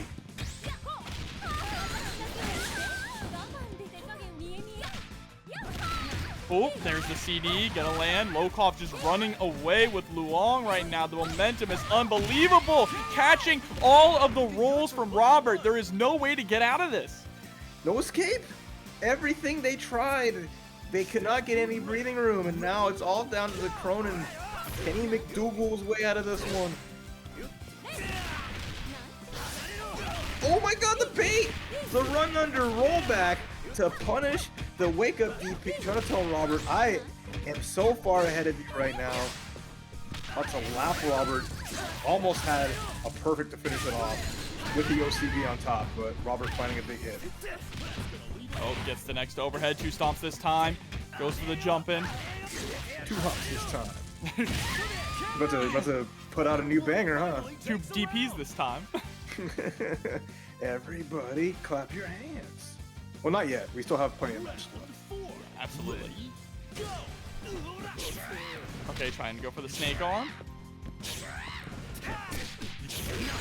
There we go. There we go, indeed. How many matches are we going to get? Oh, we don't get it all. That's all right. Into the drill. Yup. Well done. Where'd he get the bear from? Just the start of a new worldwide He has everything on deck, all right? It's just a little bit off screen. Even though they're trapped in a box, he's fine. Go and make the magic happen. Let's do it. Yep, Grappling definitely has to put in a little bit more work, but here we go with the matching colors as well on brand cigars.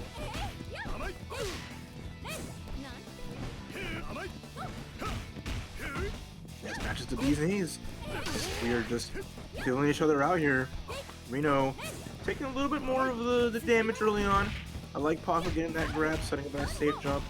You don't want to jump too high or else you get anti-air grab from Yashiro, so Pako just playing the matchup right.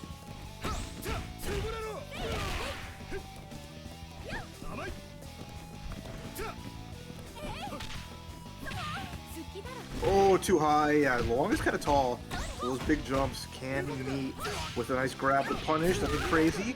But the crouching C into the confirm. Okay, Rino is going to get some damage on here. He's going to be able to get a little bit of pressure after this.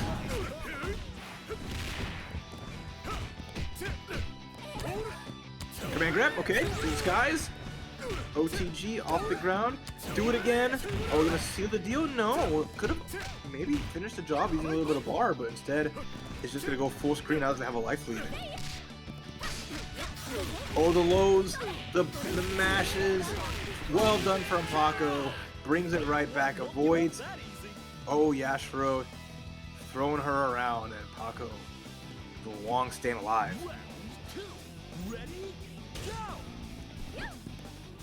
Alright, so the second Yashiro coming up. Gonna try their hand in it, but the far C confirms safe jump. CD fight, setting each other full screen. Works out for Rino, but Pako has a little bit of bar. It's gonna be a little tricky here. Been blocking so well, but the nice rollback. Oh my goodness, finds a CD. He's getting the guard bar back. Bringing the band back together. Pinwheel. Let's see escape. CD. Full confirm off the trade. And now Pako just damage racking up so much, but the little light bonk on the head sending Luong out of there. But so much damage has been done. Still has plenty of meter though, can even this up pretty quickly here against Pako's Yashiro. And has him pushed up against the wall.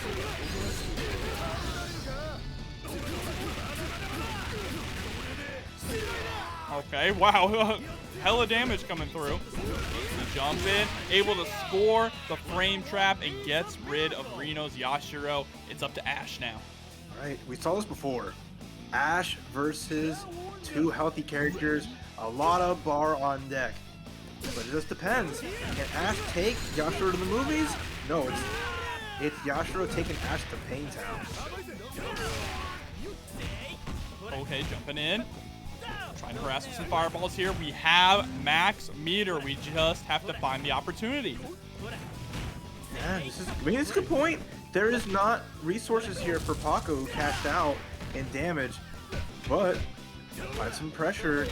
Ash in the corner, uses CD, pushes Yashiro away, but still Pako's advantage. I like that Rino's being a little more aggressive here. I mean, you have to close this out as fast as possible because all this damage is going to stick if you keep letting the clock run down. Yeah, I think we are committed to it. Gets the grabs, gonna put up the flame. Oh my god, Pako with a hell of a throw here. Now it's... Okay, jumping CD. I was going to say, now it is Rino on the back foot. Yeah, scary position here. Yes, 15 seconds left on the clock. There's a level 1 super right through the fireball. One more of those will finish the job. Rino is spending all this cash just trying to get this chip, trying to push Yashiro away. The grab will do it though. On his knees, and now it is down to Yuri. Does Rino still have enough left in the tank? With 4.5 bars, definitely can make the magic happen. This is not something that Rino is shy to do. Just has to find the hit. But really cannot make any mistakes here. Yuri is a slippery character with explosive damage from every angle. Oh, saw the threats here. Situation, one combo from Pako can take the first game. There it hit! Rino right under to the full confirm. Pressing play on the movie. Are we gonna see the good or the bad ending? That depends on your interpretation. Or the ugly. Great movie, by the way. But right now, this ain't looking ugly at all. This is looking very good. Like what I'm seeing, going for the stun. He gets a knockdown the chip. Oh, that was the checkmate scenario. Beautiful. Round of applause for that combo. Hell of a comeback there from Rino with Ash. Again, there's always a chance. Where there is a max mode, there is a way, and Ash Crimson just burns it all down, all those life leads down. I agree, chat. It never gets old to see Ash bust out the wombo combo. Round 1. But now we are going into game number 2 here. Orochi Yashiro versus Luong once again. A lot of mental damage. Being up so high and then just one character smooths right through you. And now we're seeing Pako being on that extra offense here, just trying to make this a quick one. Yeah, Pako has been in these situations before. Just has to stay level-headed. There's a nice run-up, 2C.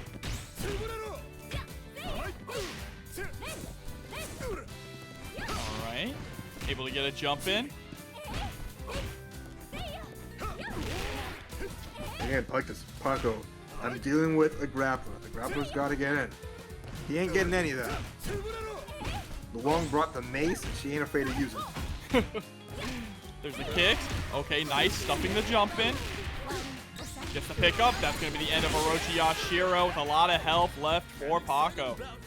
All right, again, playing that matchup so well, but Rino's always committed to this order. Does not want to put regular Yashiro first, so Yashiro's just thrown to the wolves. Oh, what a deep cross-up, and then catches the roll again. Pako's been so good at sniping Rino from trying to escape. All right, jumping in, tries to go for a cross-up. Great blocks here from Pako, but gets clipped by the low. How much are we willing to spend here? Level 1 goes. OTG, not going to be enough to kill. Almost emptied out the bank for that one, and it was well worth the investment. Luong out of the building, and Rino is right back in the saddle.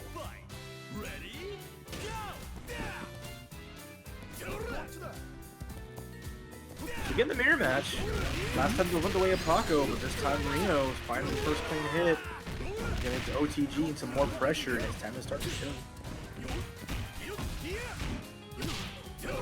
Oh, there's the trade, but a CD immediately into the reset. Nice. All these CDs, Pako is just letting them rip here, shutting down Rino's attempts at counter poking, but this time it's going to whip. Huge punish coming through. A little bit of Boris, get the hard knockdown, and now, yeah, nice situation here with the frame trap. Forces the guard cancel. Pako can still turn this around with a clean hit into EX, but Rino is just patient right here.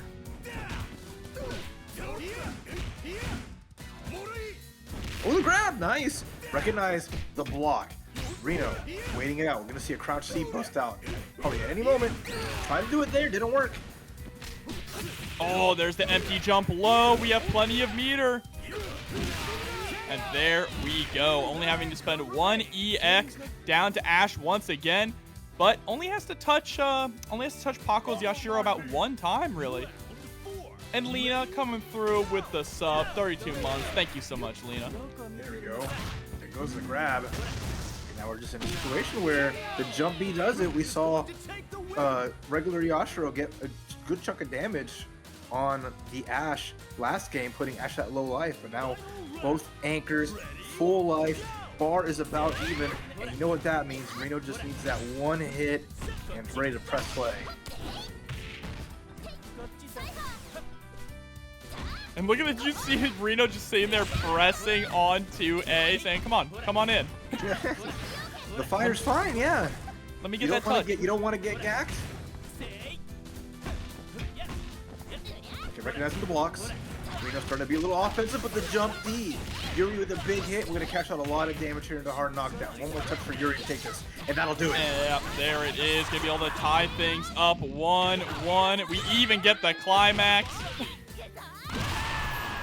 The Donkey Kong punch. All eyes are on the You gotta pose on him. If you're gonna take the round, you're gonna take the win. Definitely styling, profiling. Pako tying it up 1-1. That was a sick confirm off that far C max mode activation and sending Rino right back to member select. Yuri is such a sick character here, but now we are tied up 1-1 in our top 8 winners side. Right, I feel like the Yashiro is probably going to get the axe. Yeah. Whip. He is not effective at all, so I like this because we just didn't really get to see much, especially against the long pick. It was all down to Yashiro and Ash for the most part, so great decision here for Rino, and now we're going to see what orders we're going to select here. I don't see anything different for Pako, but we'll see what Rino does. Yeah, so Rino is actually going to go with Whip on point, Yashiro second, and of course Anchor Ash. That is Ash's position to be in. But point Whip is definitely a good choice too. I think being able to contest Luong's range with Whip is going to be very solid here compared to Orochi Yashiro. I agree. Yeah, couldn't do the first game, even though like Yashiro got smoked, only because they still won it. But now you're already seeing a different flavor of Rino here as they're just playing at a comfortable range.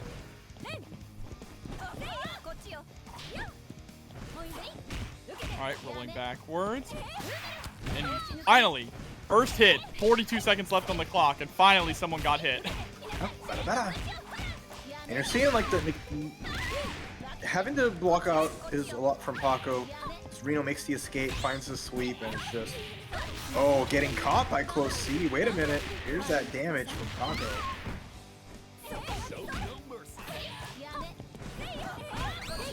All right, jumping backwards, throwing out the button for that air-to-air situation.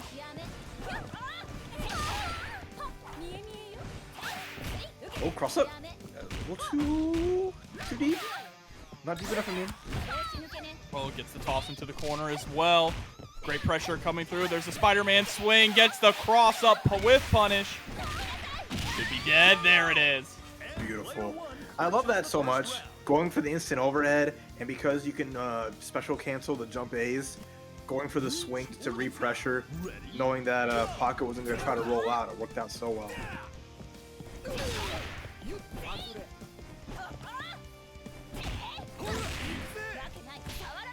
Oh, nice throw tech there. Trying to use the dash punch to close the distance. Yeah, Rino with the armor DP catches. Overhead gets thrown though. It's so slow on its own. The chase down. Wait a minute. It's a nice combo. There's the fireworks. Ooh, and able to catch. Spends the EX. Can we squeeze out enough? Yes, we can. I love that, going for a throw, and you have so much hit stun that you always layer in the full combo. So great for Rino recognizing it. And now look at this lead. They were never winning the point war, but this character swap is paying off so much.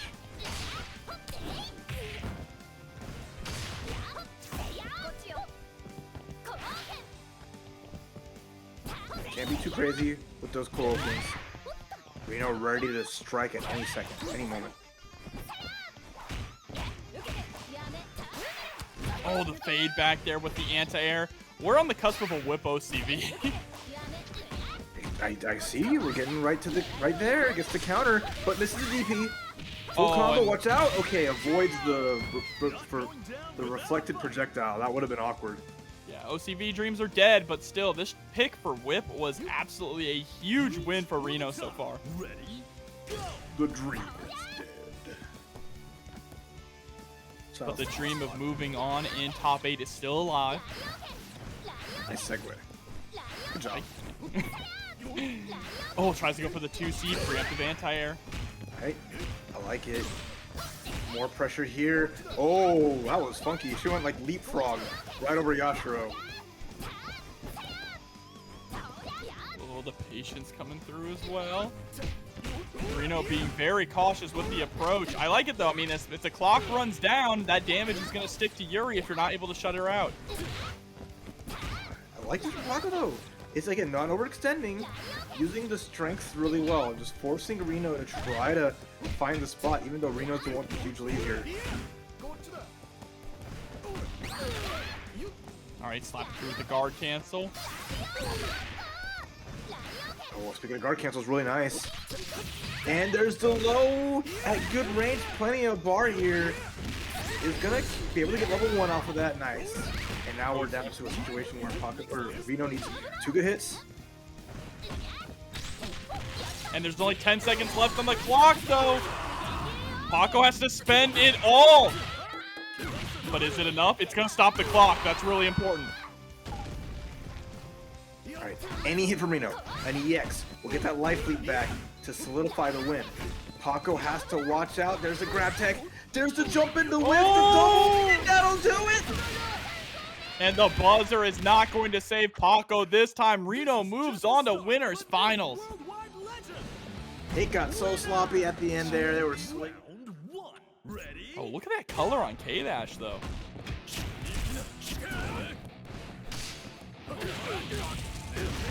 It reminds me of something, but I can't put my finger on it. But anyway, Juan, KOF, starting to try and put on some pressure. but Dark King finding a way to just jump right out of it and jumping forward as well. Yeah, once again, that nice range. Finds the jump C and gets the light confirm with the link into some pressure, and the damage is racking up. EX, I like it, extra credit. Gives up the Oki, but it's still some damage. Oh, there we go. Jumps in again, trying to go for that cross up, but it's just hitting with these close C's.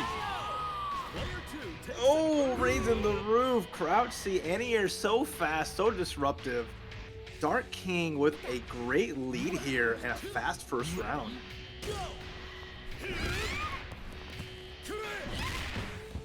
It's the tech.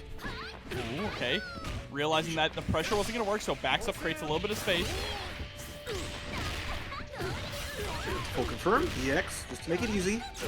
Into the hard knockdown, very nice. Just good confirm, keeping it simple, and swinging with those far C easy confirms. Gets with the last hit, or not the last hit, but one of the hits of the EX legs there. Still needs to find, whoa, that was an interesting interaction with the 2C from B.Jenet. Able to score throw. Oh, the chip, couldn't get it going, but okay, the quick slap, the punch. Yeah, try to see like, oh, I'm gonna just do a cute fire or wind ball, throw it at you, get the chip, but Dark King playing so fast and so aware is looking good. So see what the Rugal can do. He's not in a bad position here. He's finding the hits to confirm. God press off the wall.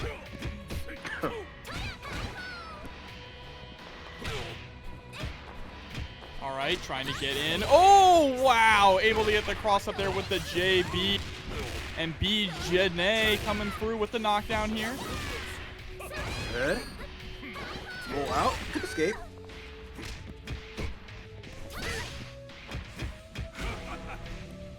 That shield's so cool, but B.Jenet even cooler. Gonna finish it off with 20x on that angle. Hey, I don't know about that one. I don't know if B.Jenet is cooler than Rugal, okay? But they both got a level of cool to them, you know. She's cuter than Rugal, that's true. Ah, that's subjective. Oh no, the whip Frankensteiner, but that's all right. Still able to land that close C. Now you still gotta deal with this B.Jenet normals.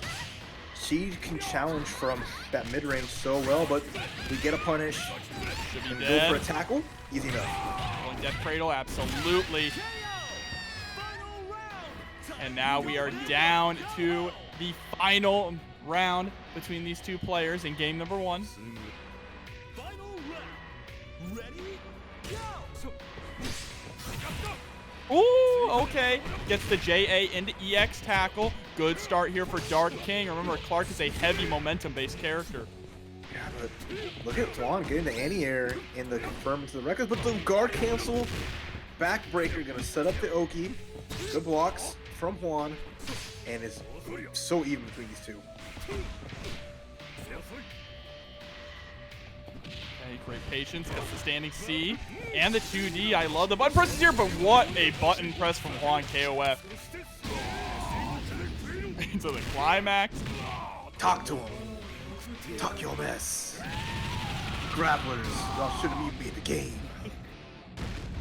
Yo, chill, Iori. Oh, speaking of grapplers, Scum Gale grab. Let me show you what a command grabs look like. Juan Kof taking that first game. Yeah, in very solid fashion there with Iori. I wonder if Dark King is just going to hit rematch, or if we're going to see maybe a change in team order. I'd be curious. I don't think they've really changed much throughout. We saw their match in the winner's side earlier for the pools, so definitely have their preferred order and sticking to it.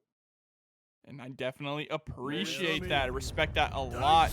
Back into K-Dash versus Orochi Yashiro. Ready? Go.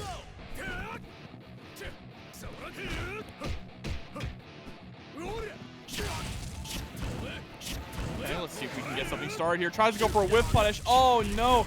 That CD unfortunately didn't allow him to actually run up and punish the DP, but still gets a confirm here. Yeah, that CD wall bounce on the counter hit. Good cash out, good damage from Dark King, and just beating up this K.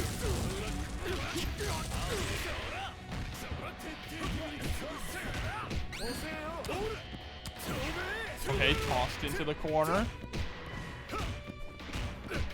Harassing with these jump C's.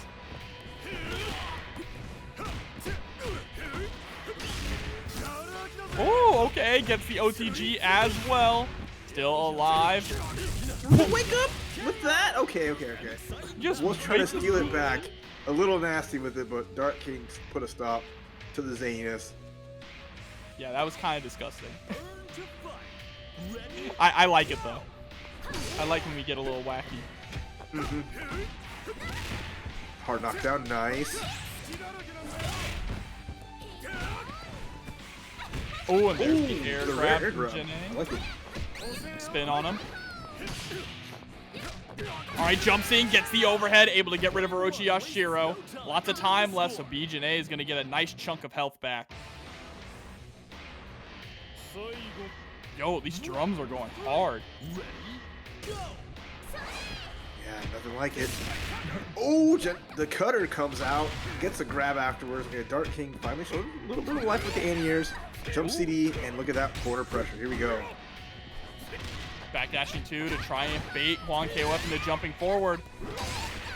Oh, the boots into CD. Okay, I like it. I love the harassment here with the jumping CD and the confirms into the cutters as well. But still needs to be careful. Juan Kof has a lot of meter and is getting very happy with these hop resets. Pressure from Dark King looking good. Light zoning here, but running under. You cannot throw a blast at me where you look and my eyes are down here.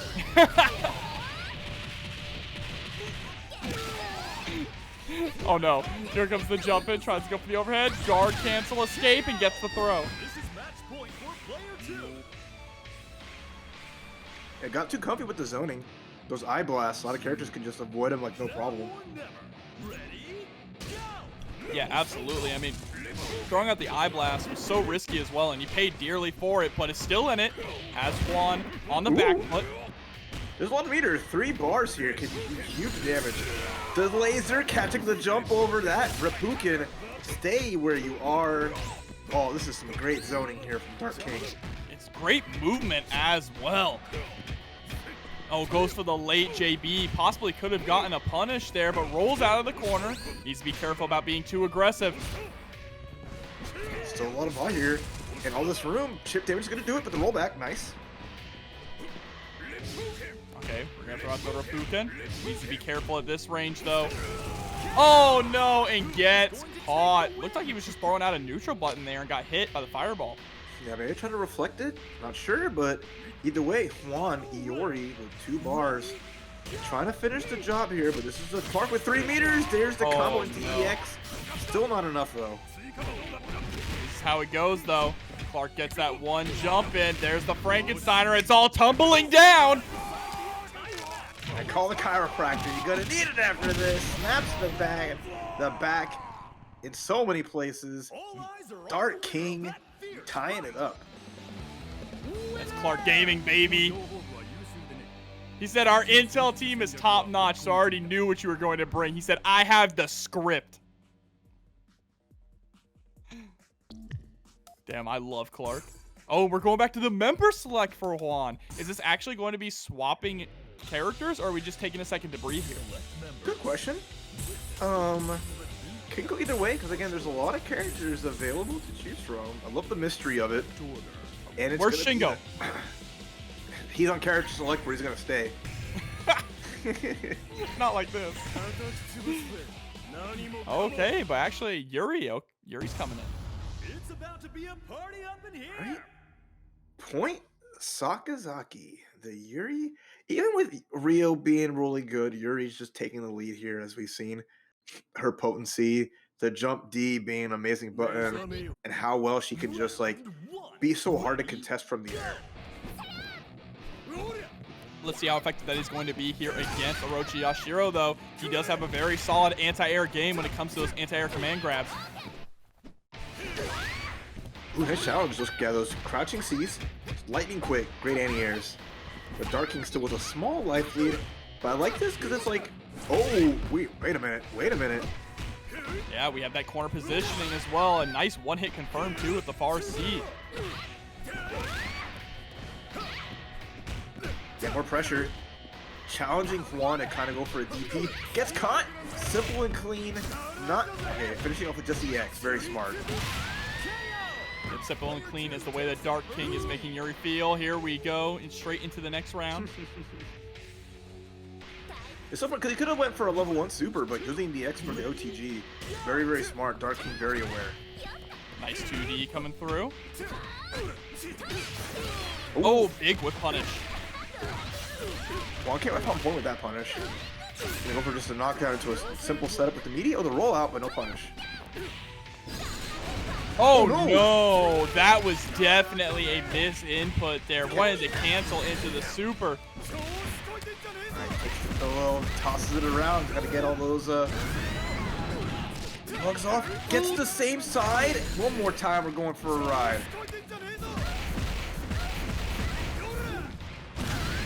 And she is out of here. And now we are down to the final character for Juan Kof. Off of that, one big block, 2 mix-ups. Juan on last legs. Iori Yagami going up against his fated foe. The captain of the Iori Yagami Haters Club. And now Iori is back up into a corner. Oh, unfortunate. What is Dark King doing here? Just trying to go for the anti-air grabs. I like it. He's playing with his heart, saving with his chest, gets the punish into the target combo. Corner, we go. Command grab whisk, because it's hard to command grab in this game sometimes. Oh my god, he did it again. Again. The lad. Yeah, hop in though is going to be able to shut down Orochi Yashiro, and here comes Rugal.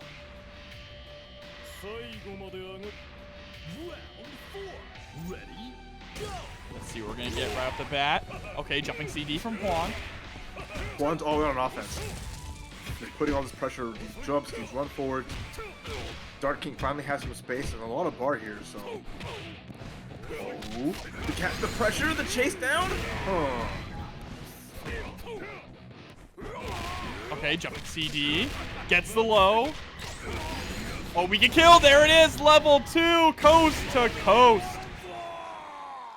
The God press once more. Omega Rugal showing you why he's the boss. Only needs one eye to take you out. And Juan Kof out of the bracket in 7th place tonight. And Dark King still moving forward, taking down some of the favorites One here. character to say the least. Great buttons, you know, safe pressure, can build up meter pretty well. So we'll see how he deals with the Elizabeth. Yeah, he is a menace on point here, but Elizabeth is just a menace of a character as well. Able to land that CD into the EX upper. Huge life lead, gets the grab. The counter comes out, no dice. Rino covering all angles, and that's a quick finish. Holy crap. That was a blink and you miss it round. Here we go. Right into Elizabeth versus Luong. The pocket Betty. Clean pick. There's a clutch block though. Lokof getting a full combo. Not a lot of bar to make magic happen, but at least he's on the right track. Oh, nice lows coming through immediately into the super. And yep. Let's roll out into Shatter Strike. That's a lot of meter gone. Lokof trying to figure something out here, but it's just too many like hard guesses. Hasn't worked out. Yeah, and then puts himself in the corner here. This is good for Rino to capitalize on again, getting that low straight into the level 1. Nice in here, more pressure. Rino looking to take 2 characters down without a fight, but fine, gets Shatter Struck. That should be it. There we go, closing that out. But took a ton of damage in the process here. So unfortunately, Luong against Yashiro. She is 1 touch away from dying. Yeah, not a lot of meter here to make a big cash out happen, so Rino can make this quick and end this clock fast. But uh-oh, CD comes out.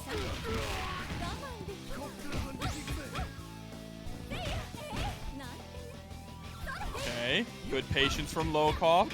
Just trying to space Rino out, keep them locked down in the jail that is the corner here. Great backdash there, able to get a nice whiff punish. Doesn't get the pickup though, still gets the low, and that's going to be enough to get rid of Yashiro. Excellently done. Lokof, without Bale losing a hint of life, puts Yashiro's back against the wall, smokes him, and now it's just down to Ash. Oh yeah, don't throw the whole any kind of fireball. That crouch D, low profiling, anything and everything.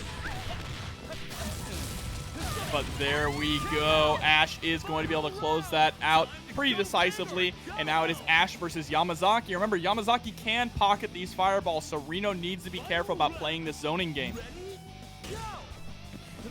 Exactly. Oh man. And Lokof's just gotta be careful because there is a movie in the VCR. It is about Rewound, and Rino's ready to show it to everyone once again. It's his favorite movie. Okay, pocket sand. Threat of that is there now. Tosses it out. Ooh, nice CD. Try to just catch Rino standing. Oh man, this is scary for both players.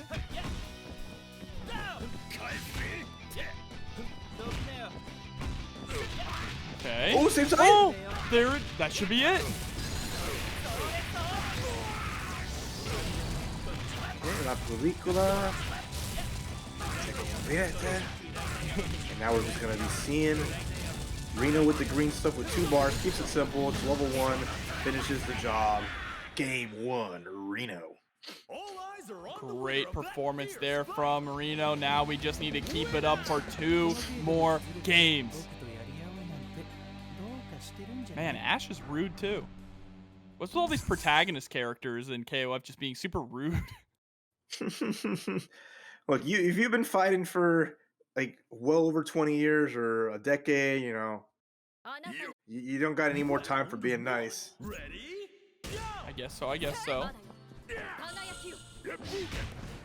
Okay, so we've seen the Geese on point again.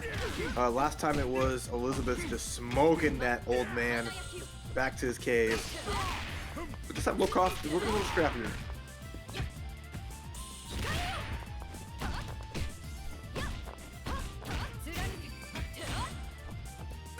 Okay, backdash is trying to create a little bit of space here.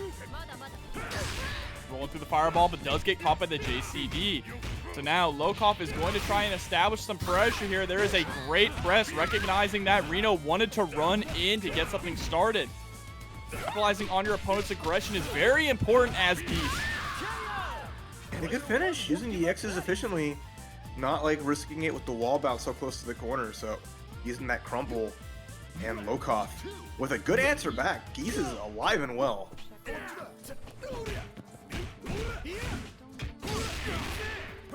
Oh, nice challenge. And Rino with the chase down. I like that. 1 to 2. The brawl. Oh.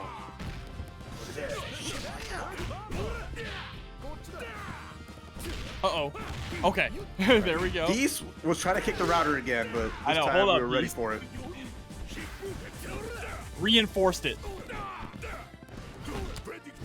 Oh, there we go. A little too predictable. Rushes in for the lows. Pretty. Ooh, punish. Here we go. To be big. Goes for lights instead of a close C. So not as much damage, but still knocked down in the corner. EX to stay on the same side.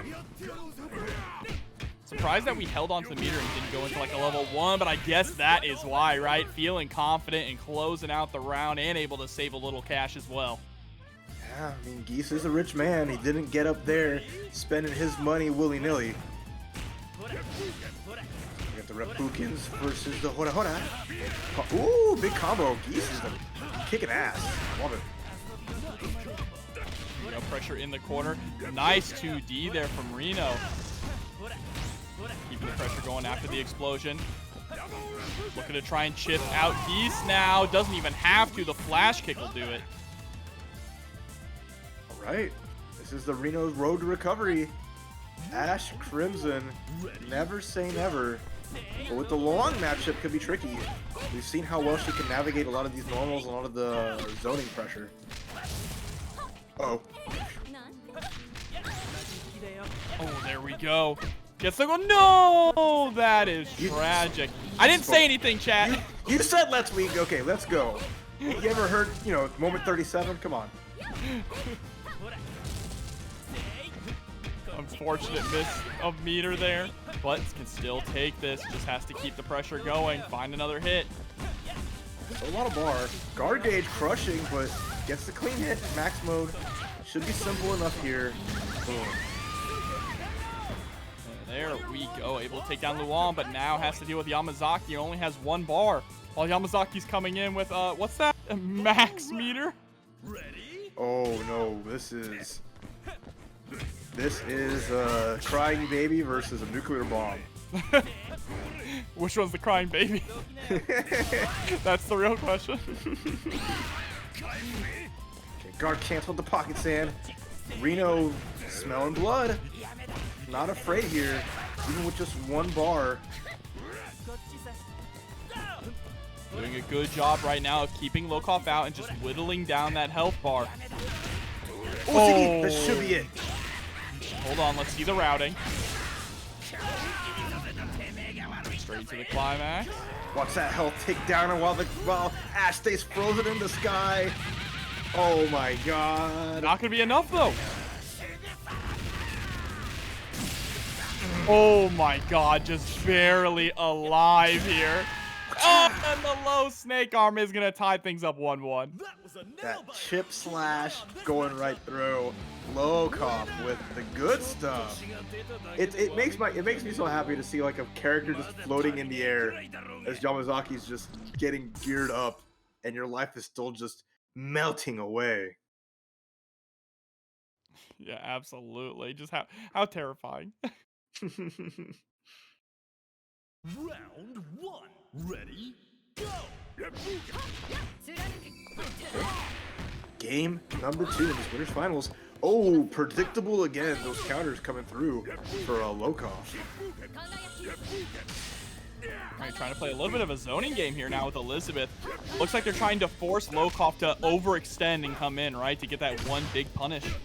But Lokof not biting, actually forcing Rino to come in a little bit.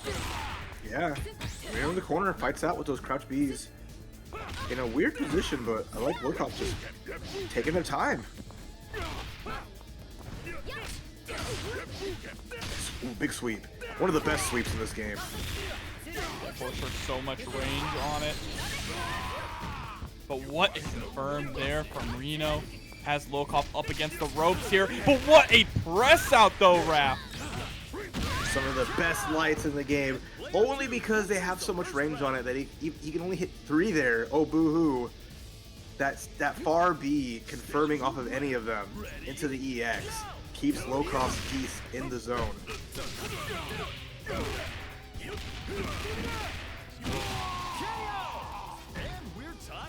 Okay, and that's going to even things up immediately there. Geese did not last too long, but he was able to take out a character. Round 3. Ready? Go! Here we go, straight into the next one.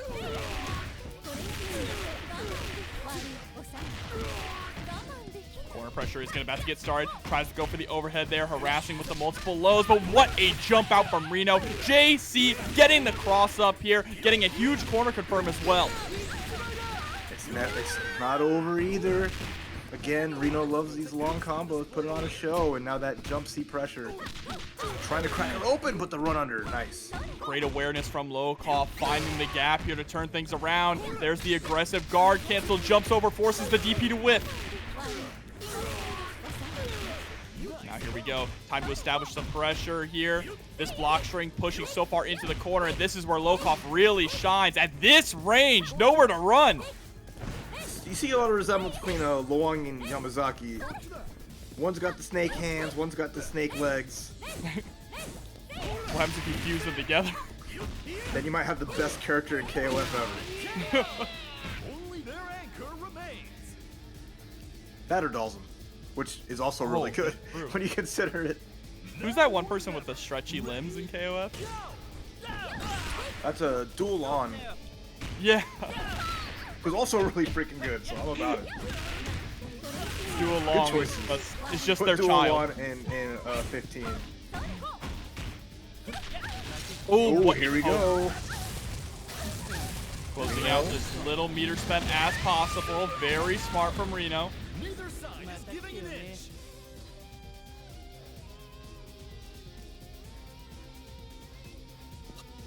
Final round. Ready? Go! All right, final round here to decide who's going to go up 2-1. Oh man, you see Lokof is running forward, fighting with his teeth. That's the Yamazaki style. He slicks his hair back for a reason. That's hard as heck. But we have the fireball pocketed here for some extra pressure. Tries to catch it with a frame trap. It could have been huge. Goes for the sweep instead of the 4B, which is okay. Lokof corner pressure was really spicy. So guard cancel again. I love the distance that Lokof plays at in the corner, right? Just outside of that super jump distance. Or hyper hop, I should say, excuse me. Oh my gosh. The guard gauge has not gone down for Rino, who's still under all this pressure, even with room to breathe. The in and out style of Lokof working out really good. Ooh, and there's the in, but no! That could have been the chance to close it out, but missed the confirm. Right. Rino with 3 bars, finds the counter at CD. It's party time. Let's go for the show, and Sam's on deck. And is it going to be enough, though?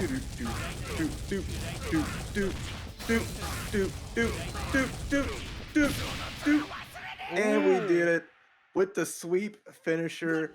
Oh, so sweet. Keep an eye on this matchup. Well done, Rino. Finding that clean confirm off the counter hit jump CD and taking the lead 2-1. Chip the nail polish, too. Tragic. Oh no. I'm That's what Ash I'm does. sure Ash has something in his pocket ready to go.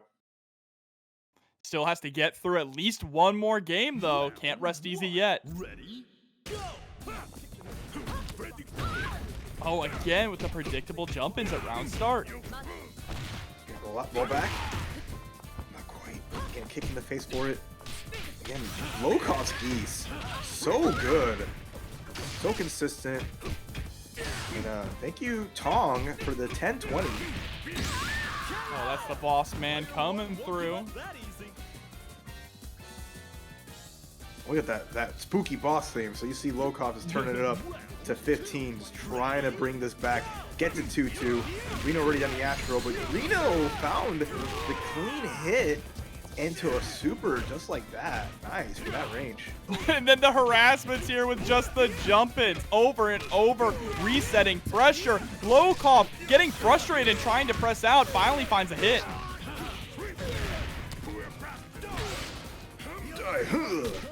Man's so strong he summons lightning with a jumping cross up.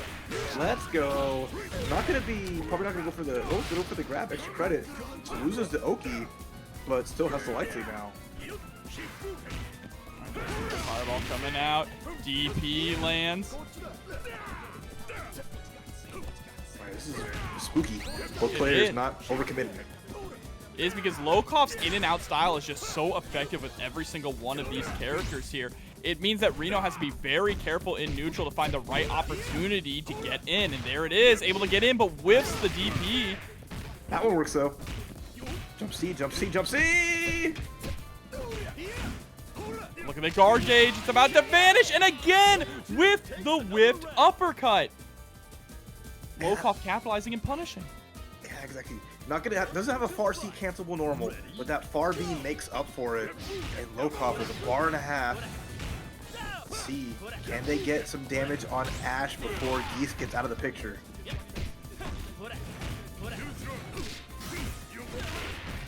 Ooh, EX clean jumping.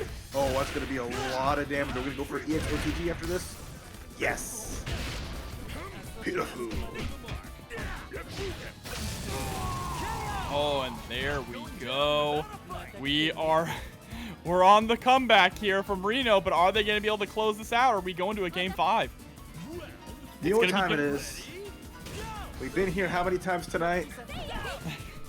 We have been to this movie so many times tonight. We've just stayed in the theater after every showing. The usher comes in, tries to kick us out, never can find us. We just go to the next theater hall. Never gets old. Lokof is kind of tired of it. Trying to watch a different movie. But we're in that spicy zone where one mistake, Ash activates. Rio gonna set up in the corner. Explosion is gonna cover.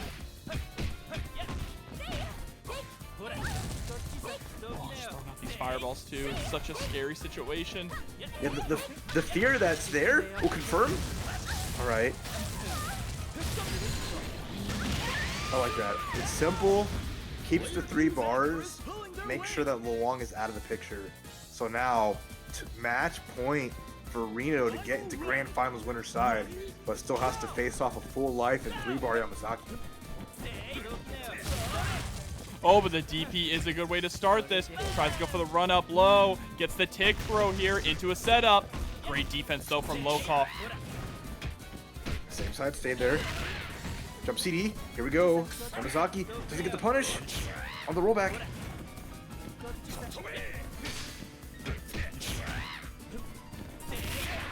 Alright, jumping CD in, gets another throw. This damage is starting to add up. Rino is very close to moving on to Grand Finals. That'll do it! Did the CD confirm again in the air? And should keep it nice and simple, short and sweet. I'm gonna shut up. Do, do, do, do, do, do. Do, do, do, do. And there it is. Rino with the 3-1 moving on to Grand Finals winner's side. It gives me a lot of insight into Dark King's kind of plans to go up against Robert, but grapplers versus Luong is always going to be tricky. But at least this time Dark King already found the first hit into a safe jump and is off to a good start.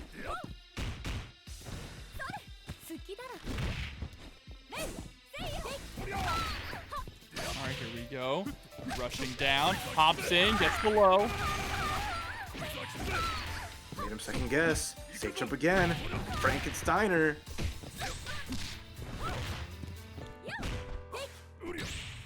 Alright, standing C. Alright, putting Clark on point seems to be working out beautifully here. The turn punches are going to be enough to chip out Luong, and I like that a lot. Being able to just play with the far C and the 2D is really solid for Clark, but now has to go up against Rock. Really impressed that the chip out worked. It was a nice read from Dark King. Already gets to jump A, and now that point Clark. When you're fighting Clark without really any bars, tricky, but Robert's gonna find a clean hit, gonna go for the knockout with the super, and now we're gonna just, yeah, there we go. Simple and hit the light. Yeah, there we go. Clark is going to be shut down. Now it is time for Rugal to come in to deal with Mr. Howard here. Right, Big Boss is back. This man's got a shirt tighter than anything I've ever owned. Oh, even wake up buttons. Gets the crouching B to the God. The God press strikes again. Corner. Whoa, what a long leg with that jump in, though. I don't even think Robert was ready for that one.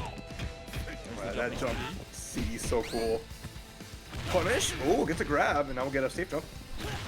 Oh, he went for the empty jump into nothing, actually. Just a backdash here.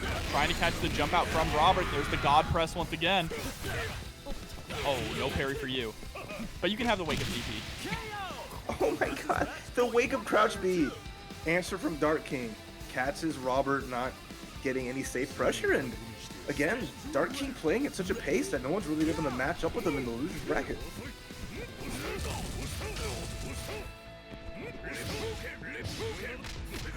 Oh, nice. They catch the roll. Combos into the God Press 2 off of the lights. Again, another solid JD. Off the taco. And look at that. Dark King's defense just as good as his offense. But Robert fights the Rekka, gets the EX, and now he's got one hit to try to get Rugal out of here. There we go. They confirm. Are we willing to spend the meter, though? Yes, we do. I like that a lot. You have to bring in Yashiro now. Do not give Dark King a chance to breathe. No, not at all. But it unlocks the Yashiro. With one bar, it's not so scary. Yashiro needs to find one of these grabs to cash out and damage. Gets the cross-up jump C. Wait a minute. It's going to do for level 2? Let's see. Oh, we spend the level 1. We want to hold on to the extra meter, possibly for defense. I like that decision a lot. One-touch game now with the mix-up. Nice escape from Robert, but oh my goodness. Oh no! Oh Wait. no! No, Whoa! had Hold on! We take those. We take those, Raph. Punish? No, not big punish. Robert bringing this back. Look at a hit. Goes for the EX Rekkas here. One-touch game, DP. either player. Command grab. Throw the roll away and gets grabbed. Oh my goodness, Robert bringing it back. We take The those thing- calculated fireworks. Well, it's because, like, Yashiro's EX, the dashing grab, goes through any fireballs. So he would have been able to go right through and then OTG with the EX just to escape that situation. But because when Iori does the super, those stay out, and just hitting Iori is not enough. Not ready for the situation. It was very sudden, so I don't, it happens. But that option was there.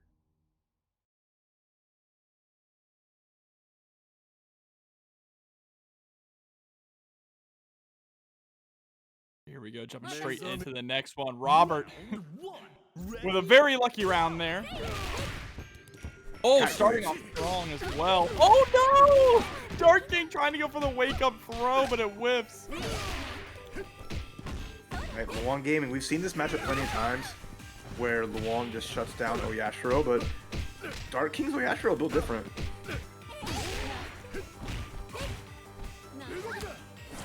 Oh, but there we go. Goes for the dash grab. Straight into level 1. Ragdoll, the same side. Oh,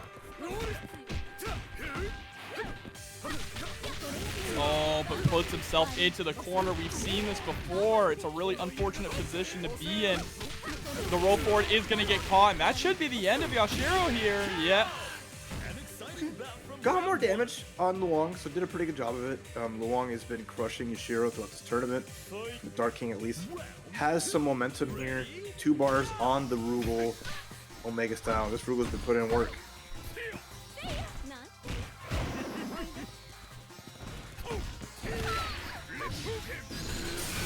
Laser beam trying to maybe catch a jump. Oh my gosh, that far C confirmed. That goes hella long. There's the jump in, able to score the cross up. Ooh, great rollout to avoid the low after the cross under. And the air-to-air situation is going to be able to get rid of Luong. Nice little claw maneuver there. Good stuff. And now we are at a point where Dark King versus Rock again was a pretty strong showing for Rugal. Robert putting on a little bit of offense. Oh, reaction cutter connects. And now Dark King on offense.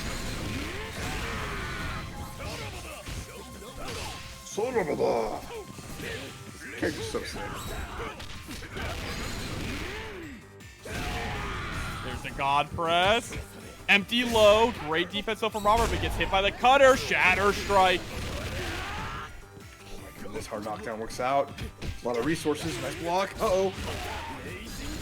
Into the level 2 Raging Storm. Is tired of this character. Raph says, get him off the screen. Bring in Clark.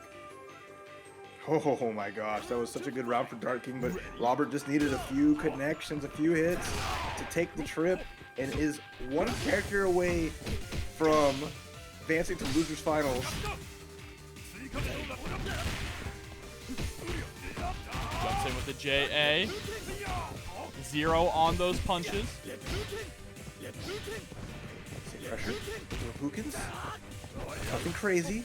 The sweep connects, and then the chop.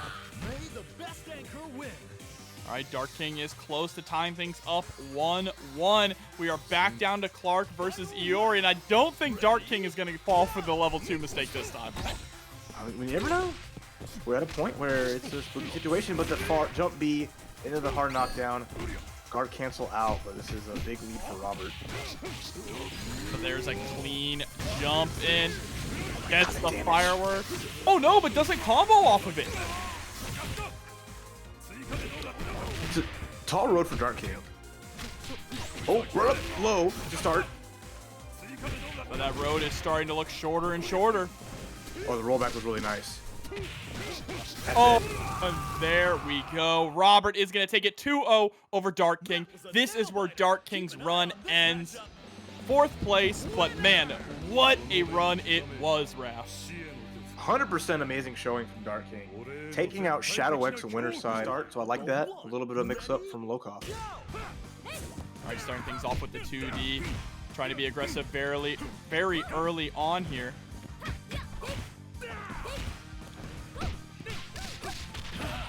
Nice confirm, and that's what you're talking about all night. Those multiple confirms off of the lights. Geese has such far-reaching lights that lead into so many different confirms. Safe pressure finally getting exposed a little bit. Robert finds a couple hits, but Lokof with the guard cancel, putting Luong in the corner. And look at the guard bar. Geese knows how to crank that. All safe, all of that. No overextensions there. Oh, punish. Nice. Getting the punish off the low. Stomp. Put him onto the other side. But a nice short hop there from Robert with the JA, getting a big confirm. And actually, no, not able to get rid of Geese, but it is very close. Great button presses from Lokof. Good challenge. Blocks the crops low. Unfortunately, just like Geese, recovery is not in Luong's language in her vocabulary. So the tech into the quick kill. Lokof with, or Robert with the lead.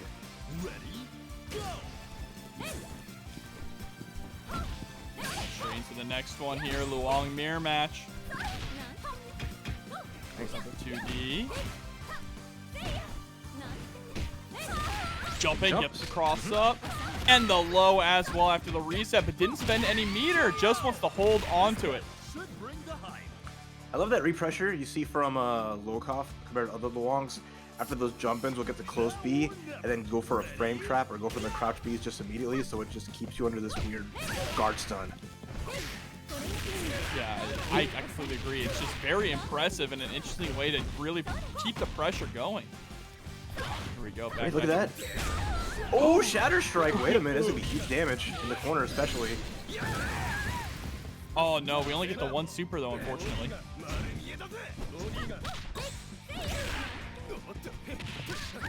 Oh, we haven't seen that in a hot minute. The backdash jumping down C to get the big hit, double axe handles to some damage, but not enough for Robert. And here comes Lokof with level 2. He's going to snap the neck, step on him. Oh. Still not enough to kill, but there we go. The kick is going to do it. It should be illegal to do in heals.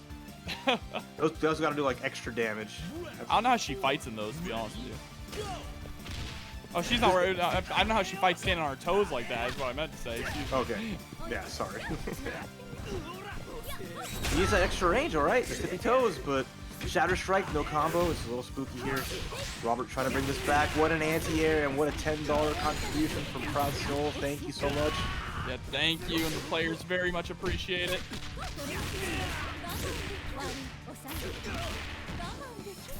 Okay. Goes for the jump in. There's the guard cancel to roll through. Robert just trying to get some breathing room. Not able to get the punch on the Shatter Strike. Too far away. Oh yeah, chip is imminent. And there, just a crouch B. The range on that. Lokof pressing. And first game going to them. Yeah, very solid start here. But remember, it is 3 out of 5, meaning that you have to win 2 more. There's plenty of time to adapt here to figure out what you did wrong. But we're going back to the character select, actually, for Robert. Curious what it's going to be here. Yeah, okay. It's Kyo's out the door. His rival Iori is showing up as an anchor like we saw in the last games. This time, a big switch up too. Krohnen on the point versus the Geese. I'm curious to see this matchup. That's really interesting, actually. Robert must feel very strongly about this matchup to put Krohnen on point. Round 1. Ready? Go! Let's see what it's going to be. Lokof kind of feeling out the neutral here with the Repukens. Yeah, it's good pressure. Simple and, well, I can't say safe because that far B so quick. Great special cancel. Right now. That safe pressure. It's too good. Okay, finally able to get a knockdown with the 6A. Guard cancel backwards. Nice punish, too. Didn't get a lot of damage off it, but did create some space. Oh, the counter on the 6A. Are you kidding me? Found the mid combo, tucked into the corner. Oh my gosh, the smart stuff here on Robert. Okay, Lokof kind of filthy right now. Kind of filthy. And now about to have a nearly full health Geese. Okay, so Krohnen on point was not the play, evidently.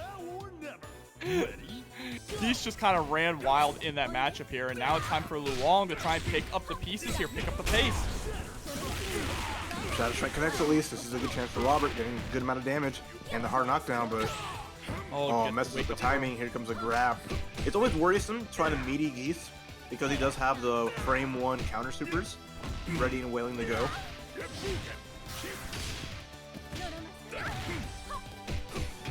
All right. Oh, I like that. Utilizing the flip kick there to stagger your jump in. Actually caught Lokof whipping the 5A. But now your back is up against the wall once again. Shadow Strike is blocked. Still too far away to get punished. Oh, good. Lokof's cooking. Gets the knockdown. Puts a little bit of meter with the palm as well. Guard break and then just tap, tap, tap. Goodness gracious. Geese powered. That is the boss, man. He is running wild right now. Is Iori going to be the one to stop it? Oh, no. Too predictable.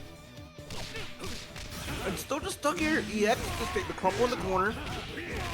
EP, not going to go for a meld meter. Have enough time for the EX OTG, and that's going to be a wrap.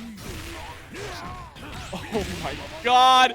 A Geese OCV in losers finals. That's the way it goes. That is TNS for you.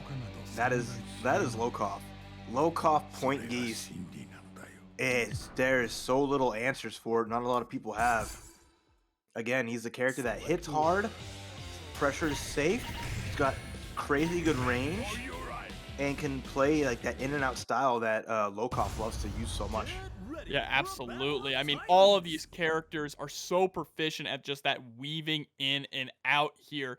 And Robert is falling prey to a lot of these situations, right? Going in a little too hard sometimes, falling right into Lokof's rhythm.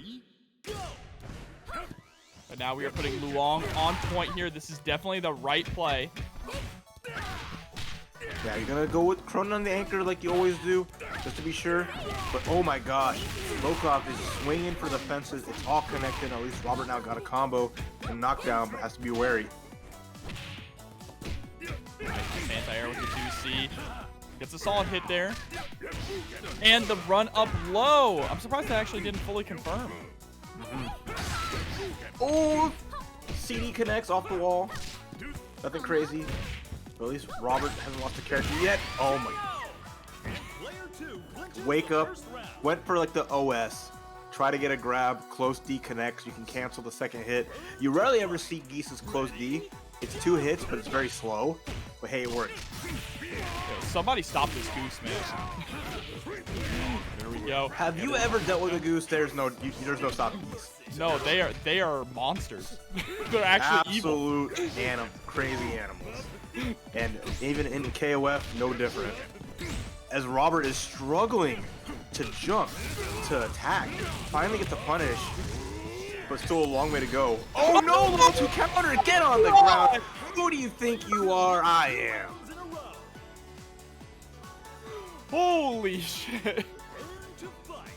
What I'm telling you, you cannot safe jump Geese.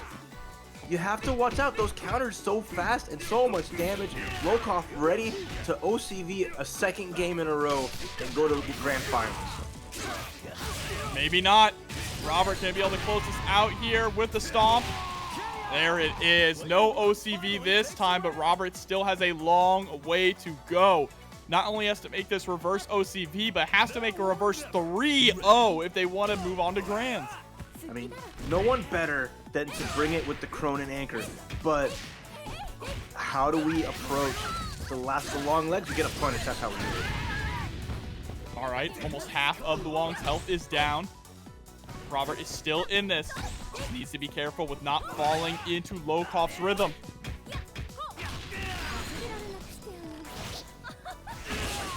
dash out level 2, one-touch scenario. Lokof just needs to find a crouch B, and that'll do it. The stagger, the patience, the status strike. Wait a minute. Robert should be able to take almost one more hit to take this character down.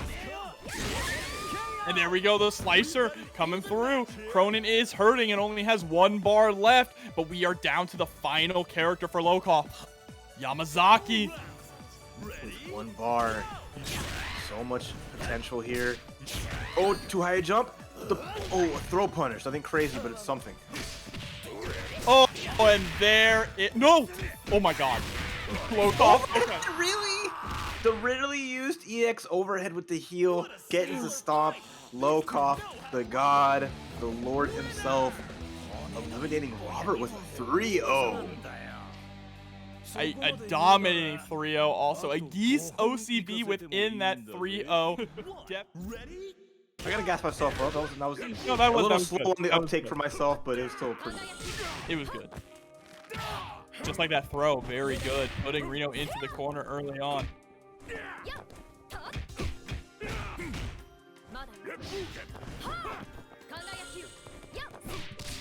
Right, chase down. Geese Howard wants his money, and he's gonna get it any which way. Pay up. All right, standing D, nowhere to escape.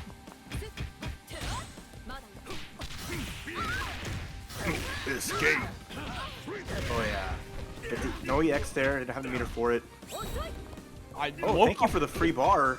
All right, Reno's like, I don't need this meter. I'm fine. Oh my god, your guard gauge. There's a nice backdash to avoid the 2D, but he is stretching out there. It's just like Slayer 6H. I told you, everyone on Lokof's team, they got the range. They got the long leggies. They make it happen. I don't know. Lokof is kind of on fire right now after that last game. I mean, Geese is just going wild. Nice palm. Knockdown. Let's go. Ugh. Die. And the CD, also meaty CD to catch the wake up buttons. Look at this pressure. Yeah, Reno's just hasn't hit a single button. There Finally we gets the go. forward B, but like no meter to combo off of it.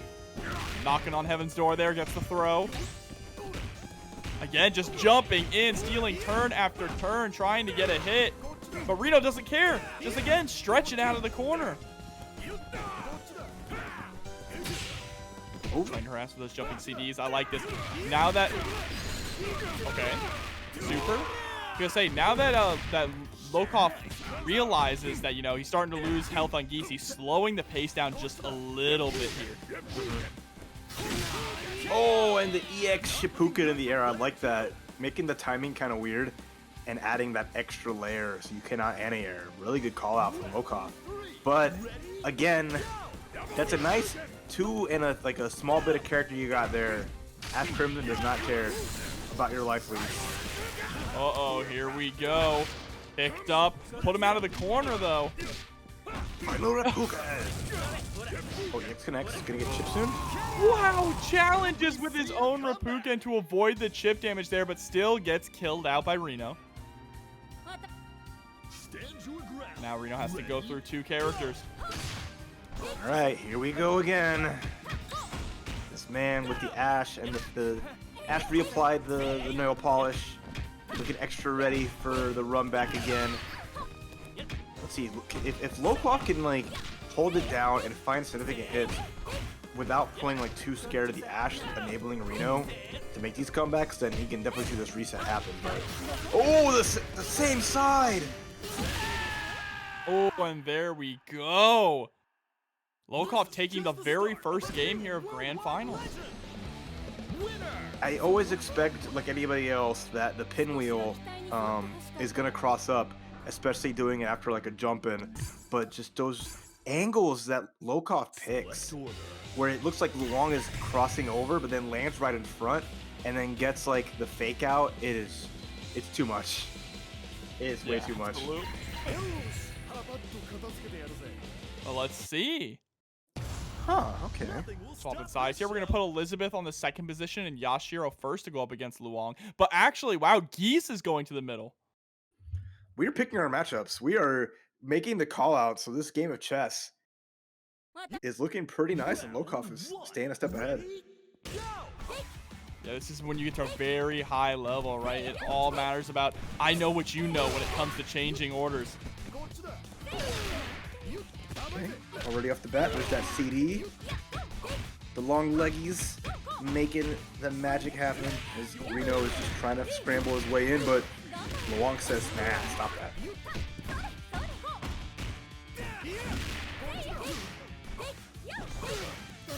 Oh my god, anti-air. It's so good. There's so little recovery on that, the B slice kick.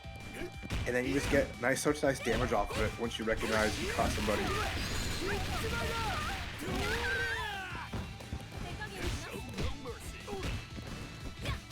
Oh, nearly a big whiff there for Rino. Still able to escape from the corner. Trying to put the stagger pressure up with the micro dashes as well. Runs right in, the roll through the legs, gets the punish. He's still alive though. Nope, never mind, I'm wrong. Yeah, the hard knockdown ender wouldn't have killed, but a good recognition to go for the forward B into the punches just to get the job done. Alright, here we go. Regular Yashiro on point, doing the job, but Goose, Howard, relentless pressure.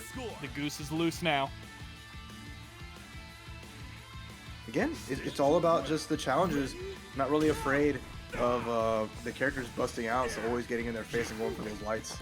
Absolutely, and the question here is Elizabeth going to be able to actually shut down Geese? Because Geese has proven to be the dominating factor on Lokof's team, sitting here with a lot of meter as well. Rino trying to play a little bit of a zoning game, slow things down, space it out. Ooh, Krohnen catching out some damage is good. Good lead for Rino. Oh, but Raging Storm catches the Airborne. Good chunk of damage into the hard knockdown. Meter, you know, good call it. Well spent. Gets momentum back for Lokof. Absolutely, but a whiff 2D here means that Rino is able to get the knockdown. Runs right into a 2B. Dangerously close to losing Geese for just being too aggressive now. Oop, careful. I like the spacing from both players, pretty good, but anyone's game still. Jump back. JD is going to be able to get rid of Geese, and now Rino is looking to tie things up here 1-1. Beautifully done, beautifully done. As we continuing on here. Final character, the anti-air from Rino, pretty clean. And it's just without pretty much any bar, has been just staying solid with Elizabeth and making it work. Ooh, nice confirm there. But drops the slicer. And Lokof with no delay at all, capitalizing on the situation here. Snake Arm is going to be able to get rid of Elizabeth. It is now down to the anchor war once again. That was such a good, I love that quick confirm off of catching the rollback with the jump V. And now the anchor battle begins. Who will carry the most weight for their squad? We know Rino wants to build up a little bit of that bar to get the party started on their end. Lokof though with the CD confirm. Oh, it's so good.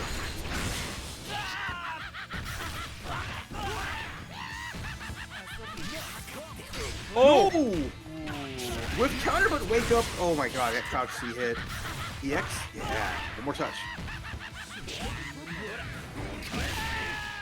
And there we go. Lokof going up 2-0. We're on the verge of a reset.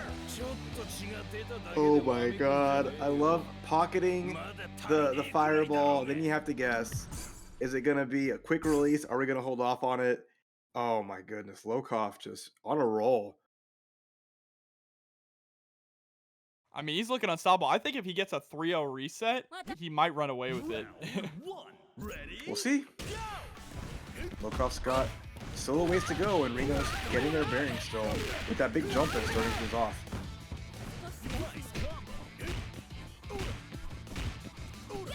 Just, okay. Short hop after short hop after short hop here, just keeping the pressure going. There we go, chasing down. Rino being hyper aggressive. Tired of it. Tired of losing these games, you know, really close. So just wants to get off to a good lead early and see if they can make it happen against the team with this just absolute unit of range.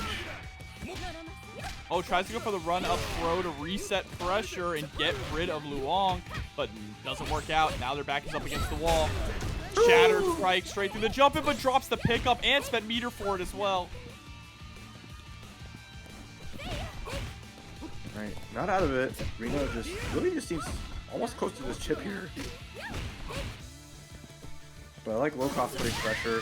Oh, it was a Hail Mary, doesn't work out, and Rino with a decent lead this go around. Let's see what we can do here now, though, with Geese coming in for Lokof. Tries to go for the cross-up. Great defense, but your guard gauge already halfway down. People are getting caught with the resetted pressure, the 2C all the time tonight. Oh yeah, it's been working out really, really good. Rino has a good read on the opponents, but Lokof's Geese has been one of a kind and is slowly bringing the momentum back. Needs to make a big play happen here. Has to get life back to go into Elizabeth. Nice confirm. All right, Yashiro is out of Lokof's hair. Yeah, Geese keeping his hair slick and looking sharp here. Never wanted to sweat the details, but again, we saw Rino do a great job in this match between the two characters with Elizabeth. So we'll see. I think it all comes down to who gets to the anchor second, and already Lokof with a strong start here. All right, keeping her in the corner. Oh, nice trade. Gets the 2A, immediately backs off just a little bit again, trying to force a whiff there from Rino so that they can get that whiff punish. Oh, they almost got it there, but a guard cancel backwards allows Rino to get caught by the super. Again, that's frame one, baby. These jumpers ain't gonna work, and we're gonna spin the wheel, give it a toss. I love it. Lokof Geese taking it down to reset point. Once again, Rino has to rely on Ash Crimson. Alright, good day with the one jump. That's one bar spent, but inches closer on getting rid of Geese Howard. Yeah, and wow, what a pickup there. Unreal. And the play here is going to be getting rid of Geese without spending as much meter as you possibly can. That was one bar spent. A risky catch because now it's super close. And Lokof just needing 2 solid hits. There's number 1. And number 2 is going to definitely have an EX move. Gets the clean jump in, but too far away for the 5B to connect. EX Rapuka goes out. Oh my gosh, the EX fight, but oh, Rino works out because it's just both hits of the fireball absorb so much and they are slower to come. So Rino hanging on barely to the winner's side. He's dangling from the edge. Lokof still in 1-hit kill range. There's the throw. Rolls out of the pressure but gets caught by the low, and it's time to go for a ride. Okay, one-touch scenario pretty much for both players. The low hits, and that should be enough. Absolutely enough there. Rino staving off the reset for at least one more game. Beautifully done. Knowing that I'm not gonna have the chance to build up the bar for the movie, so we're gonna keep it short and sweet. A nice little like 7-minute Looney Tunes special, and easily done. So you know we're in here for the long haul now. Round 1. Ready? Go! Back to Yashiro versus Luong. Rino gonna start things off very aggressive with the jump C, getting the cross up.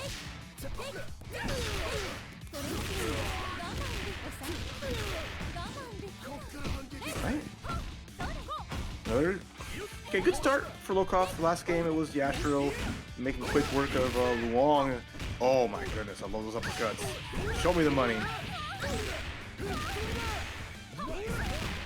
Oh, hammer fist just straight into the ground. Catches her after the guard cancel too. A dominating round there for Rino. Again, yeah, there goes the Yashiro. Point Yashiro winning a good match. But again, this is the Geese Howard show. Howard has bought the right to the King of Fighters, and he's made sure to pay off the refs that he's going to take this.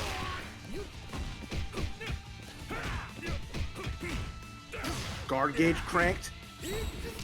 Shatter Strike, the big risk. At least Rino battles it out, but it is not looking good here for that guard gauge. A quick break can spell doom for Yashiro.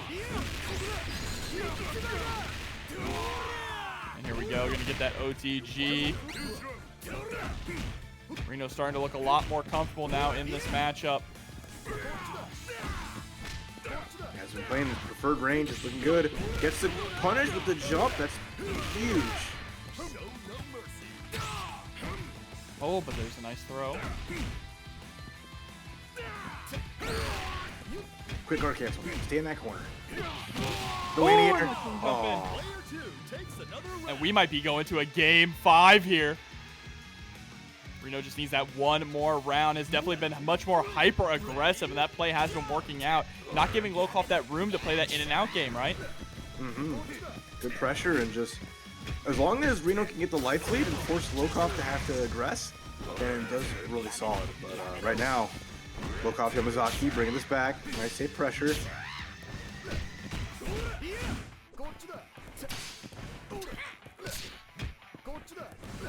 All right, rolling backwards, creating some space.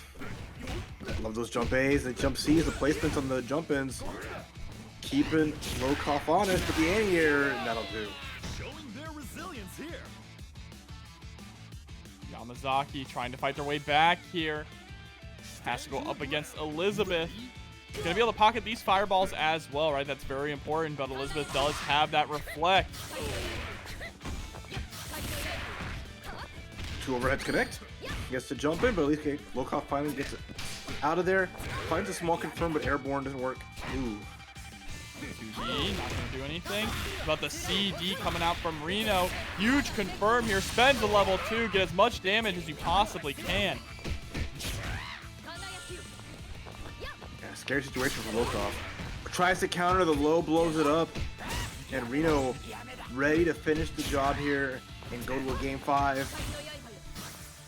Rolls backwards to avoid the EX grab. Again, rushing in with the low. Low slicer is what we've seen consistently here when Rino has the meter. Oh, and there we go. Able to close it out. We do have a game 5 indeed, Raph. Right, I love that. After 2 games early from Lokof, Rino reminding everybody why he's been in 3 grand finals from the winner's side this week alone. You will remember the name, Rino. And we're going to send that to the order select. And now it's time for that guessing game. Who goes where? Changing places. Deciding, drawing straws. Okay, Right, it's the Geese on Geese. point. Interesting to see here.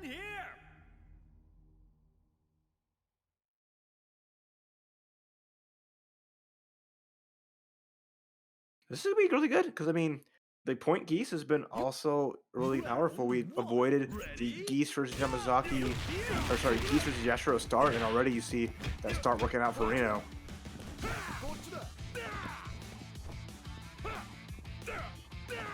Look at this, throwing out that standing D there.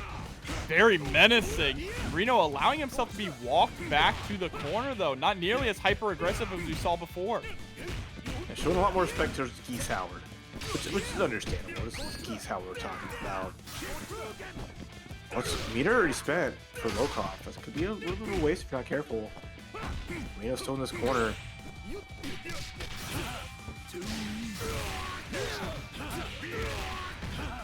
All right, man. Not enough to kill here, but the run up low is going to be able to do it. Lokof starting off guns blazing.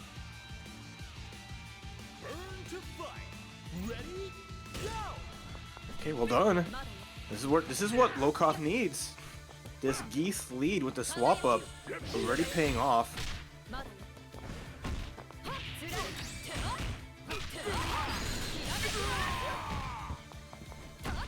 Let's see, Rino not in the woods yet. Able to get a huge confirm here. Level 1, yes! Get rid of Geese as fast as you possibly can. The playing field is evened up. Lokof coming in with the meter advantage, though. That could prove to be the difference here. That's tough.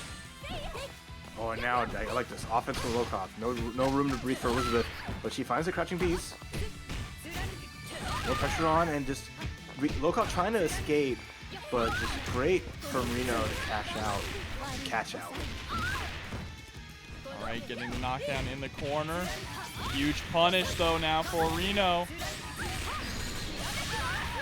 Maybe the length of the run, the length of how many matches Lokof has played is starting to come back here to wear them down, making some little mistakes.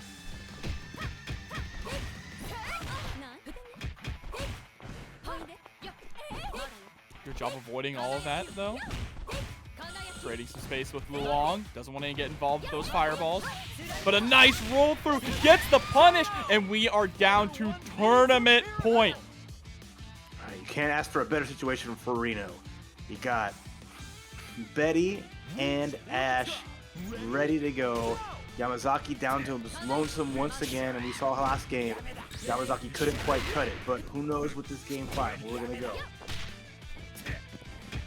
I think it all depends on how long Elizabeth can survive here.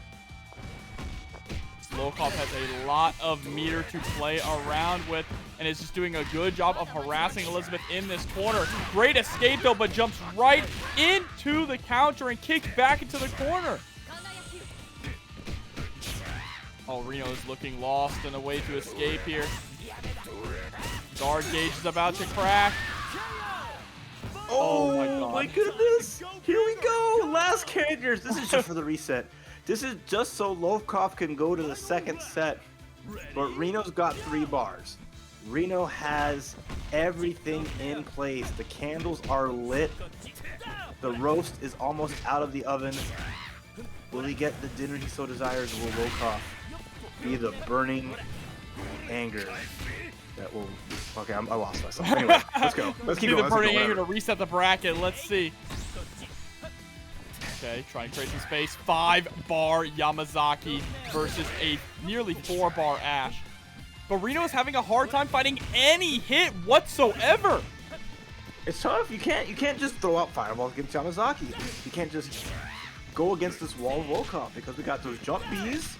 We have 4 bars, so any one mistake is gonna be death at this point. Oh, speaking of mistakes! Speaking of, yeah, that is a massive mistake to make on Lokof's part.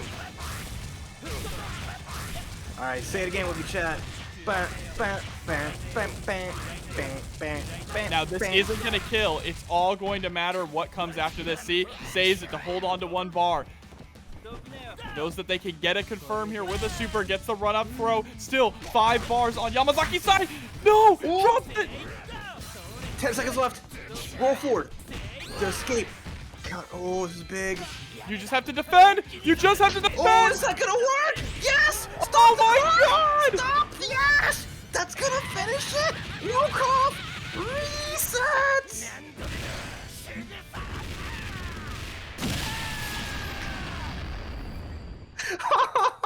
Eyes are on the winner of that fierce fight. Oh, the unblockable! You were like, I'm fine. 5 seconds to go. What's the worst that can happen? Oh, I cannot believe that. I cannot believe it just reset like that. Rino fought all the way reverse 3-0 down to the wire, had it, and Lokof banked it all on a raw climax. Okay, everyone, take a breather. Let's all reset ourselves. Get our composure back, because we have another hell of a set to get through to finish this off, but oh boy. The clock stopped, and so did my heart. So did Ash. You saw him hanging there, letting Rino just watch as his life lead just evaporated before his eyes, and the reset couldn't. We have happen. 1 more set of KOF, Raph. We ain't going to bed just yet. No, not at all.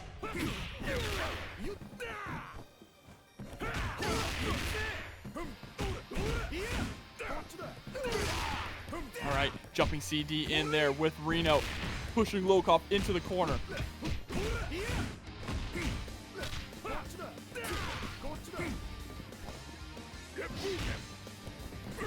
Just creating a little bit of space. I feel like it might be a mistake to create space. Lokof definitely has a difficult time dealing with just a hyper-aggressive Yashiro. Yeah, the point Geese has done wonders no matter what it's faced against, but when Rino finds like that rhythm with point Yashiro, it's really good. All right, just harassing. Open up, old man. Oh, wait, never mind. It's Lokof that gets the hit. Get an EX here? It's regular. Okay, has one bar. Anything will do.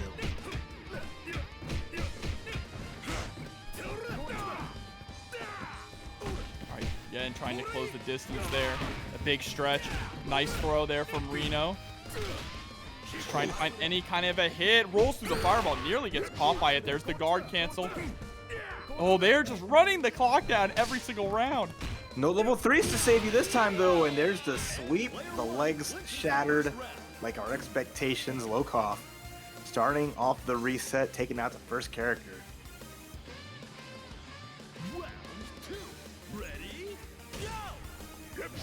All right, ooh, rolls backwards and immediately starts playing the fireball game. That's not going to work against Elizabeth. She does have that reflect. But that jump one's going to work. Off the wall, off the backboard.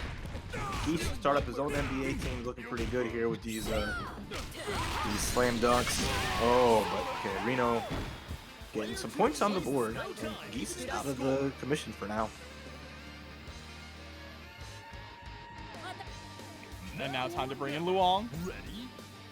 God, just how neck and neck they are in this. I wouldn't be surprised if this goes to another game 5. Oh, you really want to stay up late tonight, don't you? Here we go. Gets the knockdown and the frame kill. Jumps back, possibly looking for maybe a wake-up DP.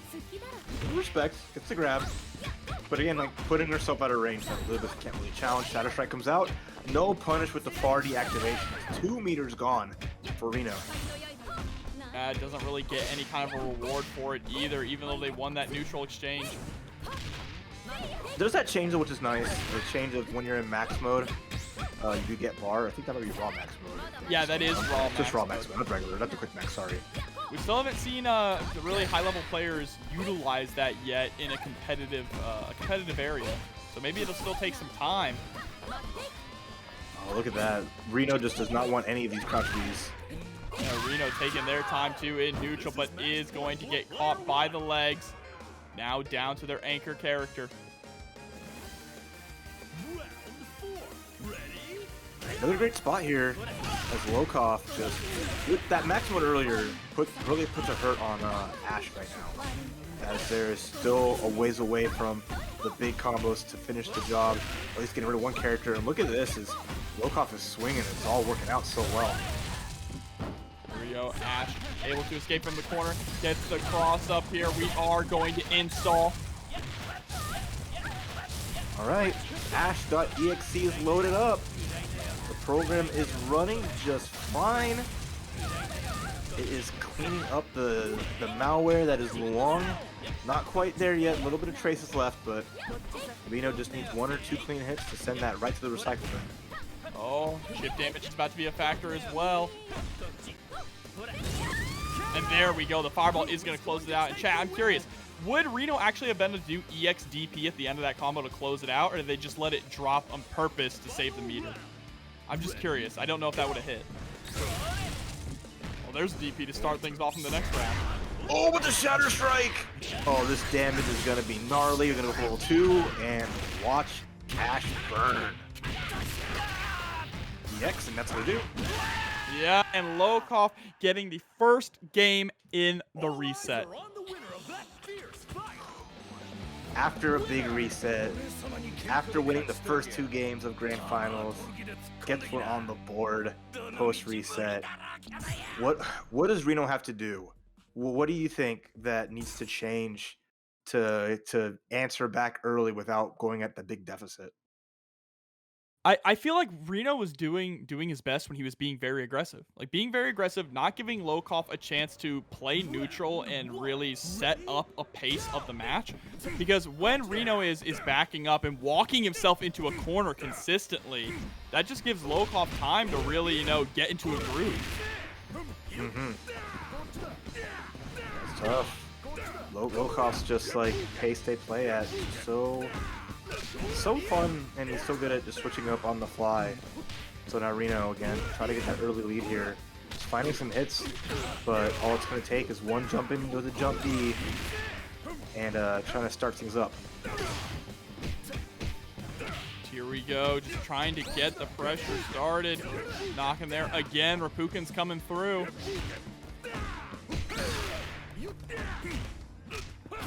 Alright, aggressive guard cancel. We do have this corner position. Yeah, this is good. Rino's not overextending. Oh, rolls forward, was able to get a grab. Great spot they're in right now.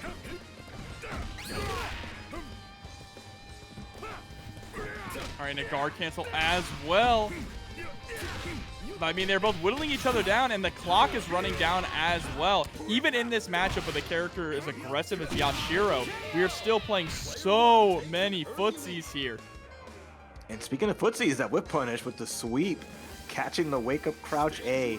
And after nickel and diming each other was nice. Lokof found a clean hit and already has a small advantage here, but has to watch out. Betty is ready to go and finishing off a Geese in one solid hit. Oh, and they're able to get the 2B. Nice confirm. Spends the EX to get the knockdown. And pulls Betty out of the corner, actually. Hey, damage is damage. They're playing that damage race. Oh, the auto combo right into the safe ender, but gets clipped anyway. Smart stuff. You don't see that often, but he's one of the few characters that does have a safe ender slightly negative on that just mashing A up close and then doing the B finisher. Yeah, absolutely. Especially depending on the spacing, too. Makes it even harder to punish. Here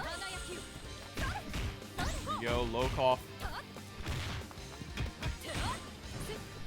So Rino's trying to play the Luong game, fighting it out with like a good range button with that far D.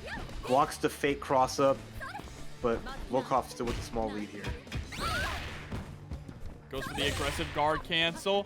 Wake up reflect from Rino, says get off me, but sent right back into the corner there with another CD. Oh, cross up, unfortunately no confirm. Again, Luong being a little bit tall makes it kind of funky, but finds the activation max mode. Oh, but doesn't get the full combo. Gets at least an EX overhead, but that's a lot of damage off the table. Yeah, a really unfortunate drop. Could prove to be a pretty fatal one, actually. Back is up against the wall again, and Luong does have at least 1.5 bars here to cook with. Yeah, scary spot here if you are Rino. There's the air-to-air. Just, again, the clock running down. So much respect from both players. Good grab. Lokof's going to get the setup, gets the catch with the CD, and that's going to be Betty going down. Now Ash is going to come in with 3.5 bars here. We've seen this situation before, right? I assume if Lokof ends up going down to Yamazaki again, he's going to play that lane game, right? Just kind of sit back, pocket fireballs, and poke out Ash. Here's a throw. Same side on the jump in.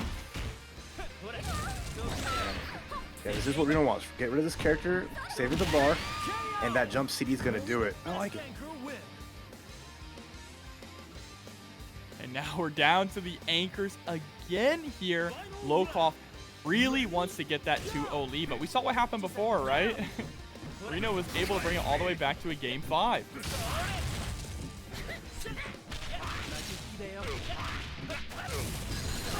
And here we go. Time to start the ride.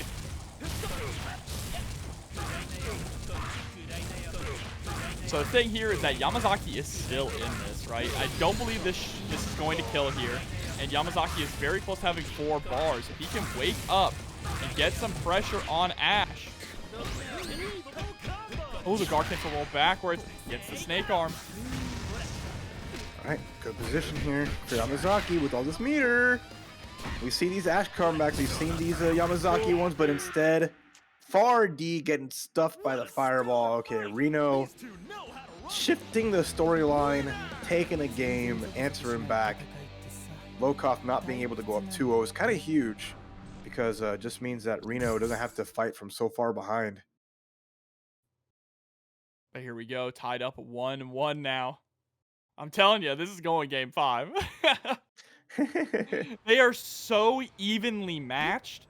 It's kind of insane. The fact that they're running down nearly every single round to under 10 seconds. Yeah, it's just, again, it's a game all about evasiveness. You know, if you're blocking, you're losing, so you're jumping away, rolling away.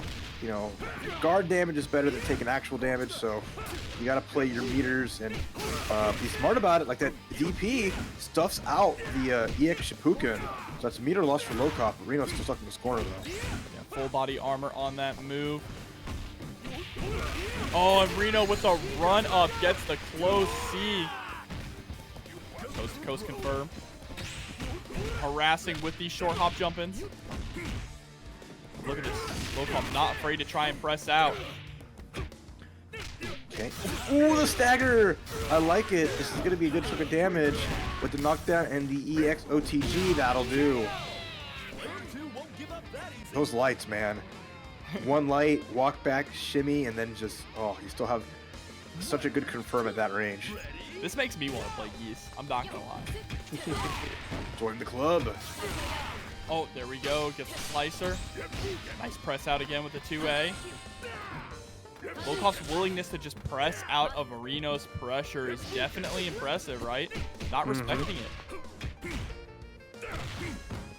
Nice sweep. A sweep being that far range and cancelable into the palm. Really good. Rino backs away, not wanting to block any more of those, and finds the standee. All right, nice kick.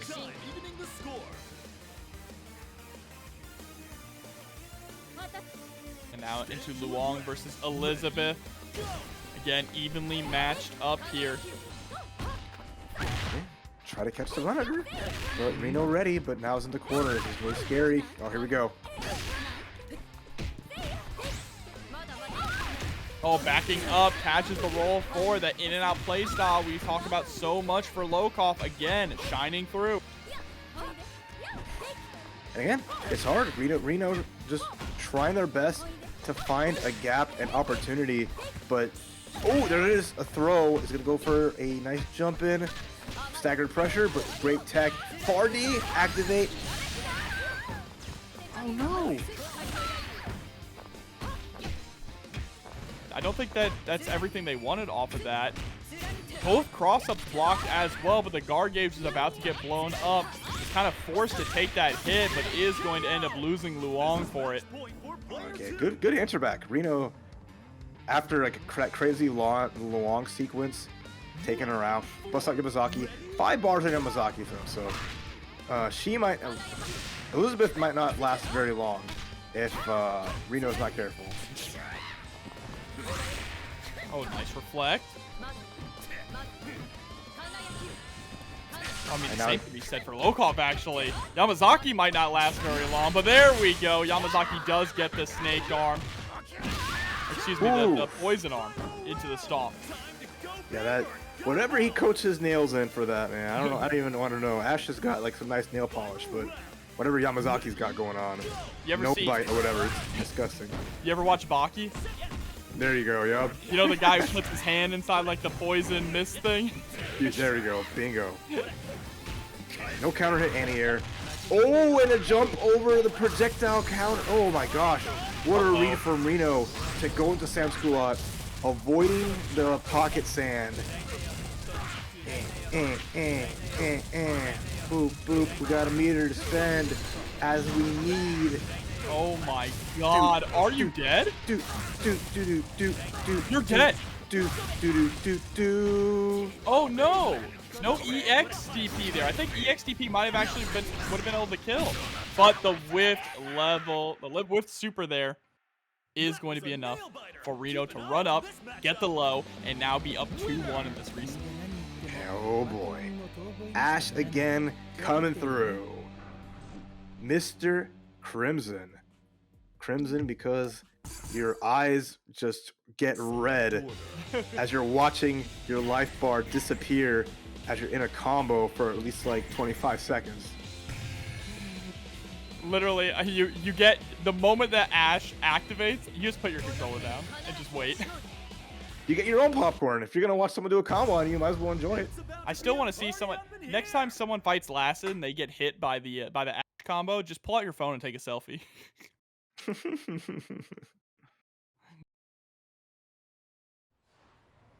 So here we go, Might as jumping well. into what could be the final game. Yeah, this is a prime position for Rino. Last time it was Lokof who had the lead. Rino won the back foot, but now Rino, after that reset, found that good juju. As long as they can stave off a clear victory from Geese and Luong and keep that meter for Ash, the dream is always alive. There's the reflect coming through.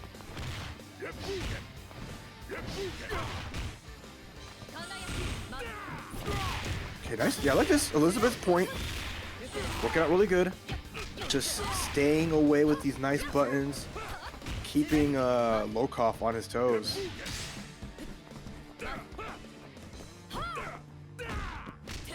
So far, still neck and neck. There's a nice confirm off of the low. But Oh, jump I right, like it. right into that close C. Unbelievable. It took so much damage for that. And the dash up low. Elizabeth is out of here. You bait the counter on Wake Up, and instead, Geese goes for the Wake Up grab, but it's a 2-in-1 layered in with the close C into the 6A. Really good stuff from Lokof stealing that.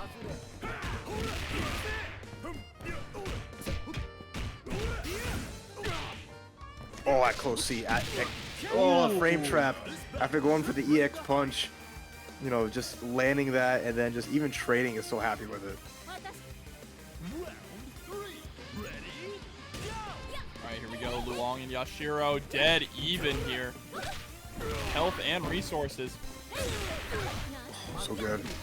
Cross under. Still got a punish. Didn't commit to the EXs. Oh, but jumps out. Tries to jump out of the pressure at least, but is still stuck in the corner. Roll backwards, getting caught by those long legs. Yeah, getting hit by the slaps with the legs. Not too crazy. Oh, what a cross up. Here comes Rino. Yeah, big corner confirm as well. Gonna be able to get this OTG after the super. Clean. 55%. There's a guard roll. Ooh, but what an anti-air and a conversion as well. Chasing down with the lows. Cashing out again. Swinging for the offensive. Rino connects. And now tournament point. One character remains in the way for Rino to be crowned your champion here at TampaNeverSleeps. In maybe one of the most hard-fought tournaments we've seen so far, and Gozu coming through with the $30 direct contribution to the match. Rino, thank you so much. Goodness. Get a calculator and fix yourself. $5. Fixing up for a great finale here. Whiffed uppercut. Not anything huge. Didn't want to spend the bar. As long as Rino stays alive. It's a block on the funky cross-up. Oh my gosh. But Yashiro back up against the wall. There's the guard cancel through. Gonna get a little punish here. Doesn't have a lot of meter. Cancel out. Gets a punish. Doesn't want to use any bar. Wants to save it for Ash. This might spell his doom. Gets the low hit. Will this be one more touch afterwards? Oh my god, no! He tried to go for the overhead! And he's gonna lose. Yashiro, Lokof still alive, just barely. Can't take a single combo from Ash. Anything will finish the job. 2 bars on Yamazaki. It's gonna be a hard, long road. The grab, the meaty. Is this it?